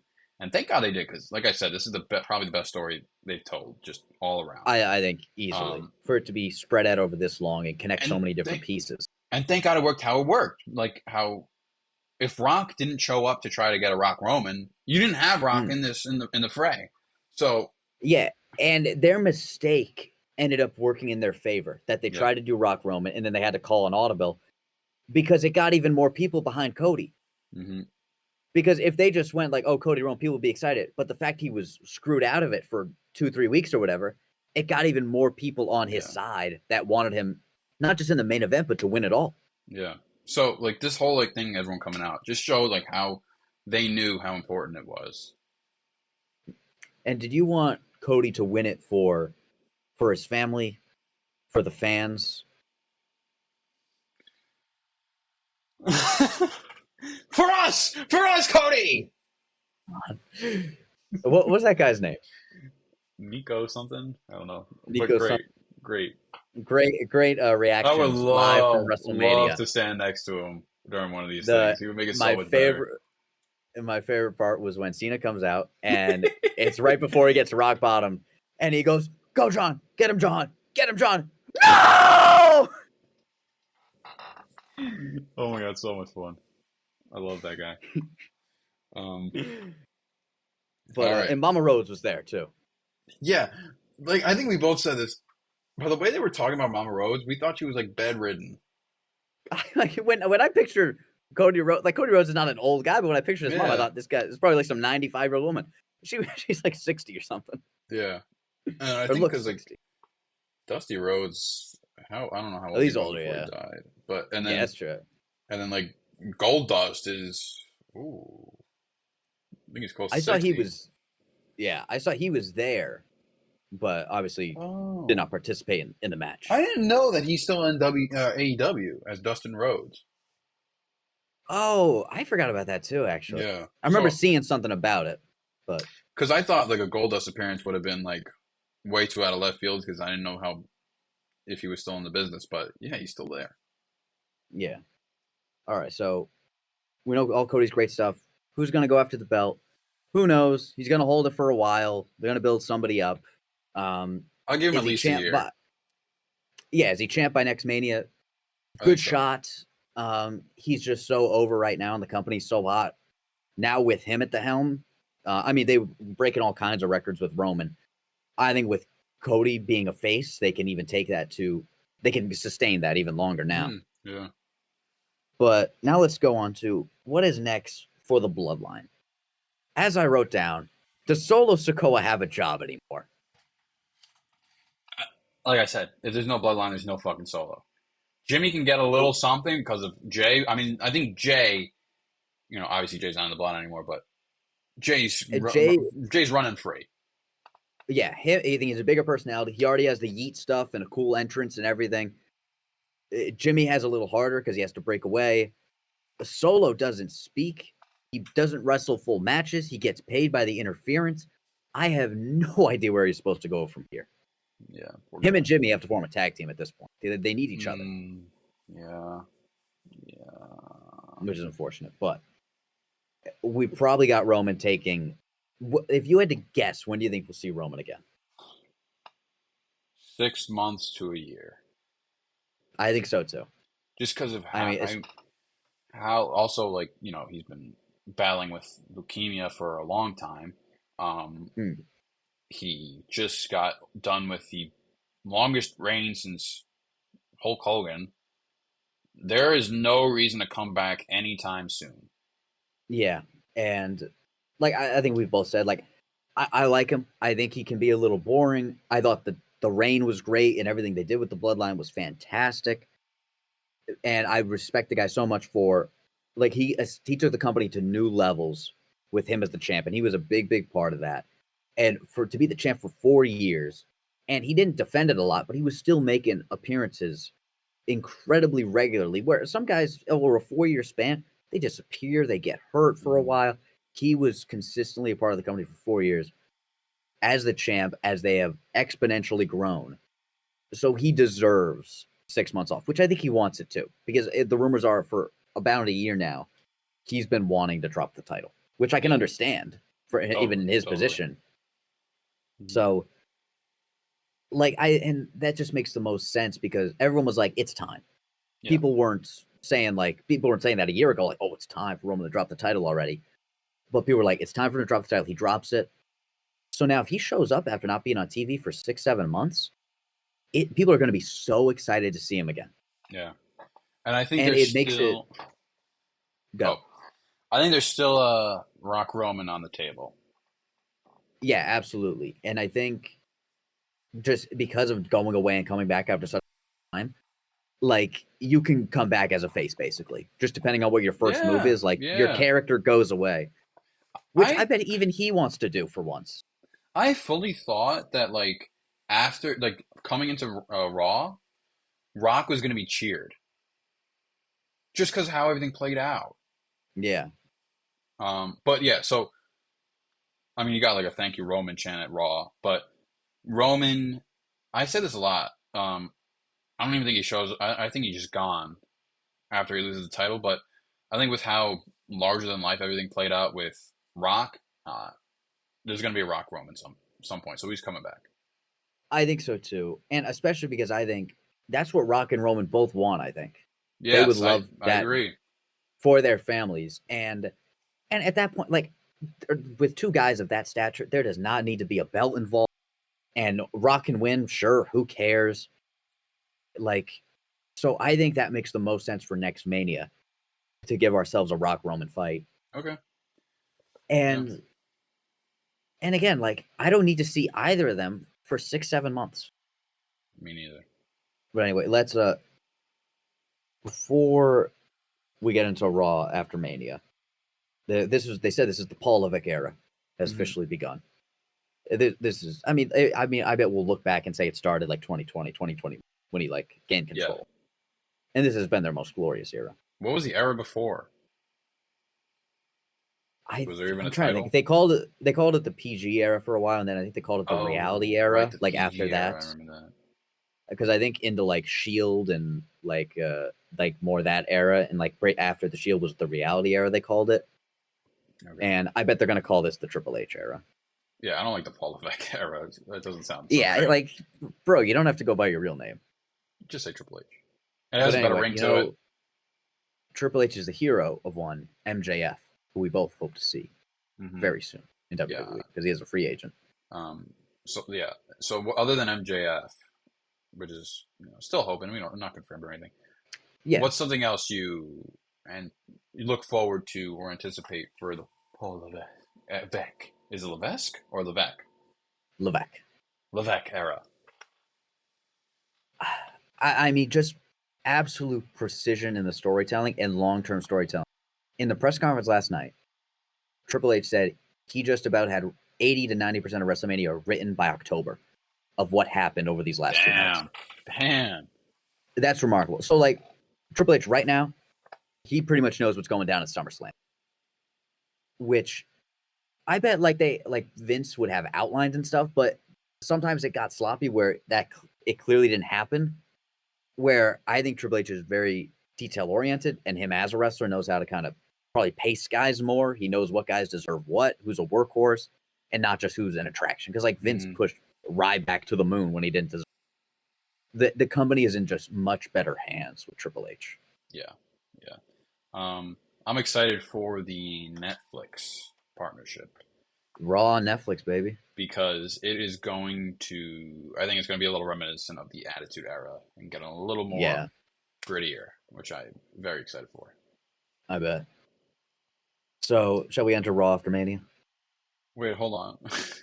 What is your final Mania thought regarding Pat McAfee? I forgot about those. We both think he sucks. Yeah, fuck Pat McAfee, dude. I don't get what people like about him. I think he has an voice. He just doesn't shut up when he should shut up. His jokes aren't funny. Like, I think he's a wrestling fan. That doesn't mean anything for me, though. I think he enjoys it. I don't think he enjoys it at a detailed level, I guess I'll say. Okay. If that makes sense. I don't want that to sound too pretentious or anything. I hope he's not around for long. I don't either. What I look forward to in the Paul Levesque era is getting rid of Pat McAfee. Getting rid of Pat McAfee and Wade Barrett at WrestleMania.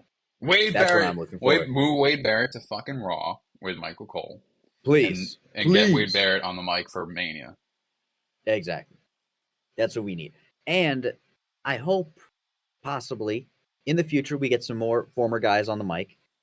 And maybe if Jericho leaves AEW, an incredible commentator, and let's say CM Punk only wrestles a couple more years, he'd be obviously amazing on commentary. That's a lot to ask for, I know, but Punk is so great on commentary, but I don't think he would. But I love Jericho. I think that'd be sick. I can see R-Truth, they got that play-by-play guy on SmackDown. Move Wade Barrett to Raw, take R-Truth to SmackDown. What if they got an announcer guy, like whoever it is on SmackDown, and you pair him with Miz and R-Truth? Like a 3-man? Yeah. Ooh, yeah. I think that could work. Yeah. Okay.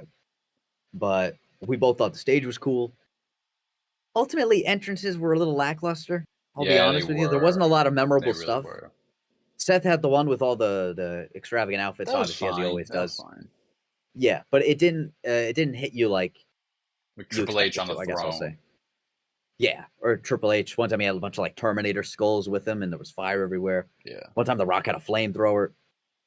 But anyway, I think The Rock's we digress. Cool. That's that was. Yeah. So I mean, again, we're nitpicking at this point. Yeah, of course. Because it was as good a Mania as we will likely ever see. Yep. Now Raw after Mania. What do you think of the Rock's promo to Cody Rhodes? Oh my gosh. It was so, like I said first, I didn't think he was getting booed. It was so odd. It was kind of bad. Yeah. Like, I don't think he was quite comfortable with how much the crowd was coming after him. They wouldn't let him speak. Yeah. That's another, it was like rough. Like, dude, like this guy basically, he was one of the guys that said, let's give it to them. And he gave us a great performance. He gave us what we wanted. Why are we booing this guy? I will never boo The Rock. It's the fucking Rock. I love The Rock. I would love to see him still in WWE. That's the thing where it was a strange dynamic where he would come out as this horrible heel and come out with the belt and Mama Rhodes, I'm going to kill your son. But then the crowds would go crazy for him because they're just so excited to see The Rock. I'm thinking it's because a lot of these people at Raw after Mania, they just saw The Rock the last 2 nights. So now they're seeing him at their night in a row. The luster's kind of worn off. That's the best reasoning I can come up with, I guess I'll say. But still, it was just he was just very polite to Cody Rhodes. And they're setting up some sort of Rock Cody in the meantime because he said our story's not finished yet. Yeah. Which I'm not sure what to think of with that. In what regard?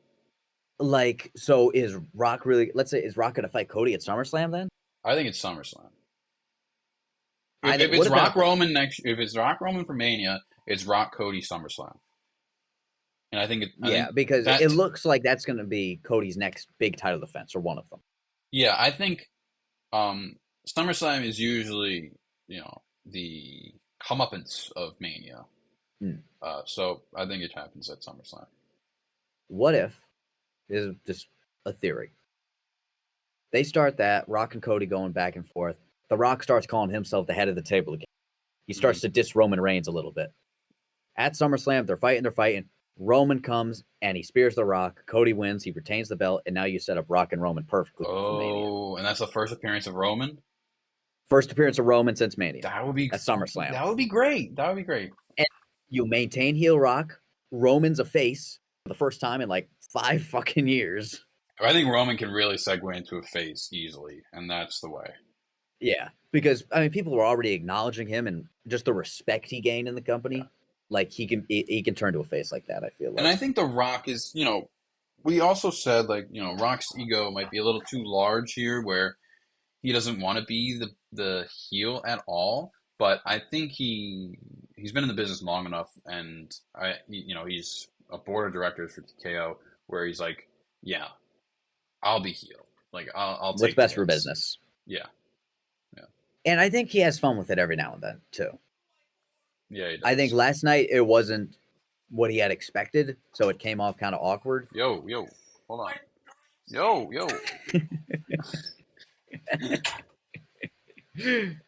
Hello, Victor. I thought I locked the door. Hold on. But the fucking show his best. It's something with Rocco. I forget. But he said he's going to go away for a while, so I don't know when we're going to see him next. SummerSlam's August. I think that's good enough time. Yeah. And he handed something to Cody. I have no idea what it is. And I don't really even care what it is. We have not figured out what he whispered to Cody. And remember that Raw promo where The Rock came out? He didn't say a word. Yeah. Well, then it was the same night. Fucking brains. It was the same night he beat him up in the parking lot. He came out, he whispered to Cody, and then he left. And it was like, what the fuck was that? And then we still have not figured out what he did there or what he handed him in his hand. It's just weird. Oh, well, what he whispered to Cody is, I'm going to make you bleed, and then he beat him up. Oh, is that what it was? Yeah. Did he say that? Oh, he said that in the parking lot? Okay. I must have missed that. But anyway, that's the big fish. But we got to see, this was better than the Eclipse. We got to see the Cena Truth last night. Yes, we did. The Cena Truth. And what's better than seeing Cena at Mania? Cena at Raw after Mania, baby. Keep him coming. Baby. And with a couple of his old buddies, The Miz and R-Truth. So good. 15 knuckle shuffle, baby. 15. And on the Judgment Day. Yeah, it was so good. It's so weird. Like, the Judgment Day still have a lot of heat, and they have the World Heavyweight and the Women's Top Belt. We have seen R-Truth eviscerate them multiple times in the past month, though, which would bury anybody else. Yeah, and he keeps coming back to them. Truth, come on, buddy. Yeah. Know your worth. What do you think of Jay being the number one contender? I kind of like it. I don't know. I think it's the best place for him to go right now. Like I said, he's in a weird spot because he's like at the top. He's at the top, but in a different way than anyone else is. Yeah, he was a lucrative part of the biggest and best storyline, but him as an individual is still kind of this unproven commodity. Yeah. So I think heavyweight is in the cards for him, but I don't think he'll win. When I don't know when they're supposed to fight, but I don't think he'll win. I don't hate that if he's just a guy on the title defense, because I think he's earned that level. Mm-hmm. But then we talked about Drew and Punk. How long until we see Roman again? I the last thing I have on the notes is, or do you have any other Raw after Mania thoughts? Well, yeah, I guess it's just the question of what the timeline is for the heavyweight, but I kind of already answered that with what I think about what's happening with Drew. Yeah, with Clash at the Castle and then possibly SummerSlam. Yeah. But my last thing was, I was surprised because I thought they were like pretty much wiping Brock from the company, like they were kind of erasing him. And then somebody asked about Triple H about him, and Triple H said like, "Oh, he's just home, like he's still with the company." Yeah. And which like surprised a lot of people. Well, so I think apparently it came out that whatever happened with Brock wasn't as entirely true. So I think they're just waiting for something. I think it was kind of precautionary because they were like they didn't know the extent he was involved in with everything. They just know like his name was mentioned, but I mean, yeah, we just didn't know enough at the time, and they were being precautionary, but kind of keeping his name out of everybody's mouths, kind of thing. Yeah, I think that, but I do think if like nothing happened and Brock was game for it, he would have been a great guy to interfere, given Roman defended the title against Brock more than anybody. Because they fought like 7 times at pay-per-views, I think, or something crazy. But he's another guy who, if he comes back, which I do think he does, because I do think he genuinely is it when the money's right, that a pairing of Brock against, like, I mean, I feel like he fought Almost at WrestleMania last year, or the year before that. So like, it's not like he's only going up against the top dogs all the time. So like, if Lesnar wanted to come back against like retirement match against Orton or face LA Knight, or they have lots of options with a guy like that who, again, another guy who you don't have to attach a belt to. He's Brock Lesnar. Yeah, if you like after Mania last year, there was like a really stupid feud between him and Cody. That was bizarre because like he shakes his hand and he comes out and then he just turns on him the same night. It was really odd, but I think right now I guess Brock is in a place. Well, because it was leading up to WrestleMania, so it's like why even bring him back at this point? Take some heat off of him, and then also we have so much traction with a lot of guys. Let's just wait until something opens up. Yeah, which makes sense. So I mean, they're at this fortunate position where they're not the ones going, "Hey, get Brock on the phone. Get Brock on the phone. When can we get him in?" They're sitting there going, "Wait, let's wait till Brock calls us and says he's down to wrestle again." Yeah, which is obviously a very forced spot. And hey, they may it may only be 5 months down the line. They say like, we're kind of scrapping for something right here. This guy, we got a couple guys hurt. The storyline isn't really working, and they make the call. But they're in a great spot that they haven't had to make the call since we last saw Brock. Like, I don't know, almost a year ago, it feels like. Yeah. And then it doesn't look like anytime soon they're going to have to be scratching for anything. And like we said, there's just so many guys with heat right now on both brands, face or heel, with belts, without belts. The company is just so hot right now. Mm-hmm. Yeah.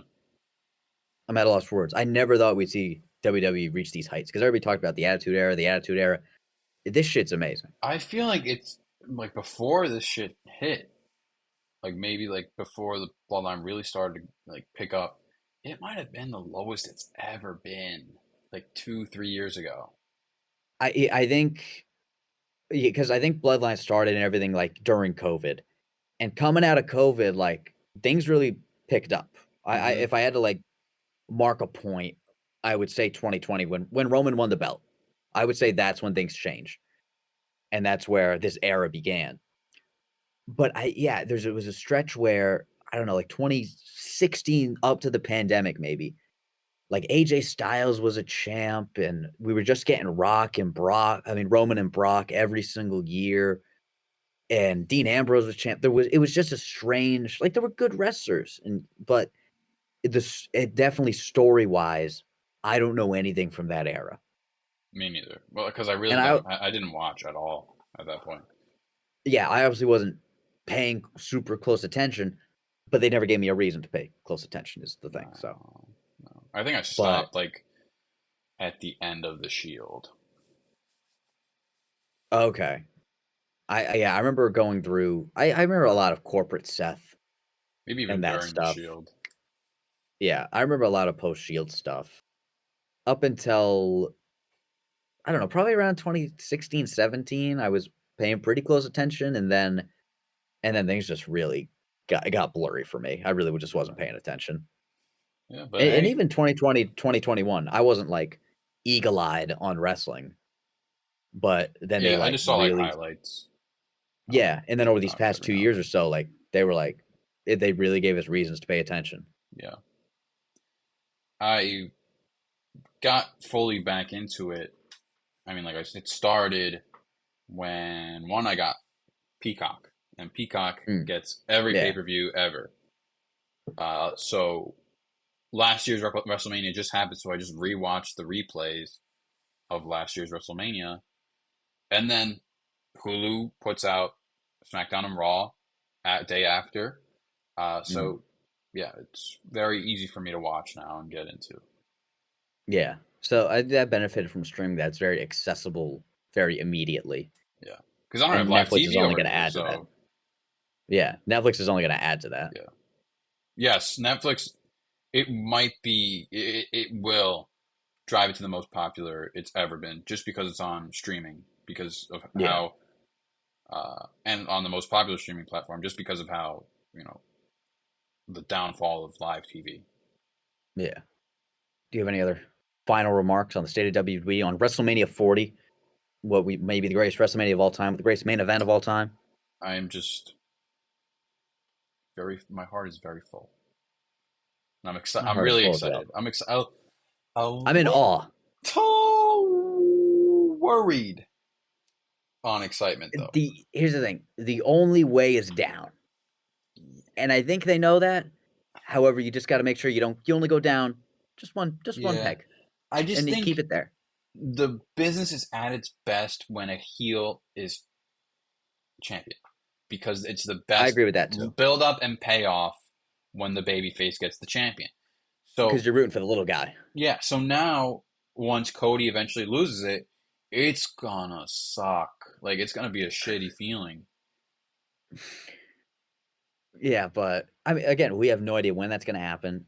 And I Yeah, just think the standard way that things worked and the pacing of everything that we're used to with wrestling hmm is now kind of not turned on its head, but it's all been modified with having Triple H in charge instead of yeah, Vince. We I, just have, for the first time ever, we have a different guy calling the shots, and it just led to the most yeah. glorious era we've probably ever had. I think because of how long the reign of Roman was, it's going to make everything feel lessened. Like I don't think Cody's reign is going to be just as long. I don't think it's going to be as long. And I think it's going to make Cody's reign, once he loses the belt, feel like a little like lessened. Like, that's it? Like, it's done? Like, I don't know.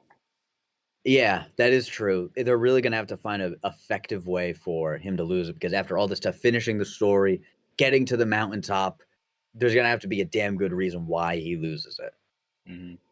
And I bet they may even do like a best 2 out of 3 thing where like he loses it, but then he gets it back or something like that, which I don't mind. Yeah. He's earned that right to be at that position. Other than that, can't wait for SmackDown. I can't wait for SmackDown either. Now, shall we wish our listeners a Heidi Woe one last time? Let's do it. Alrighty, folks. Yeah, you got that adrenaline pumping in your soul. What's the line right before? I believe it says, I have I no gave idea. it all away. I don't know any of them. No, you gave it all away. I gave it all away. Something like that. Gave it all away. I gave it all. You got my freedom. Freedom. And then he goes, up the curtains, lights go out. Oh, I'm home. Heidi. Whoa!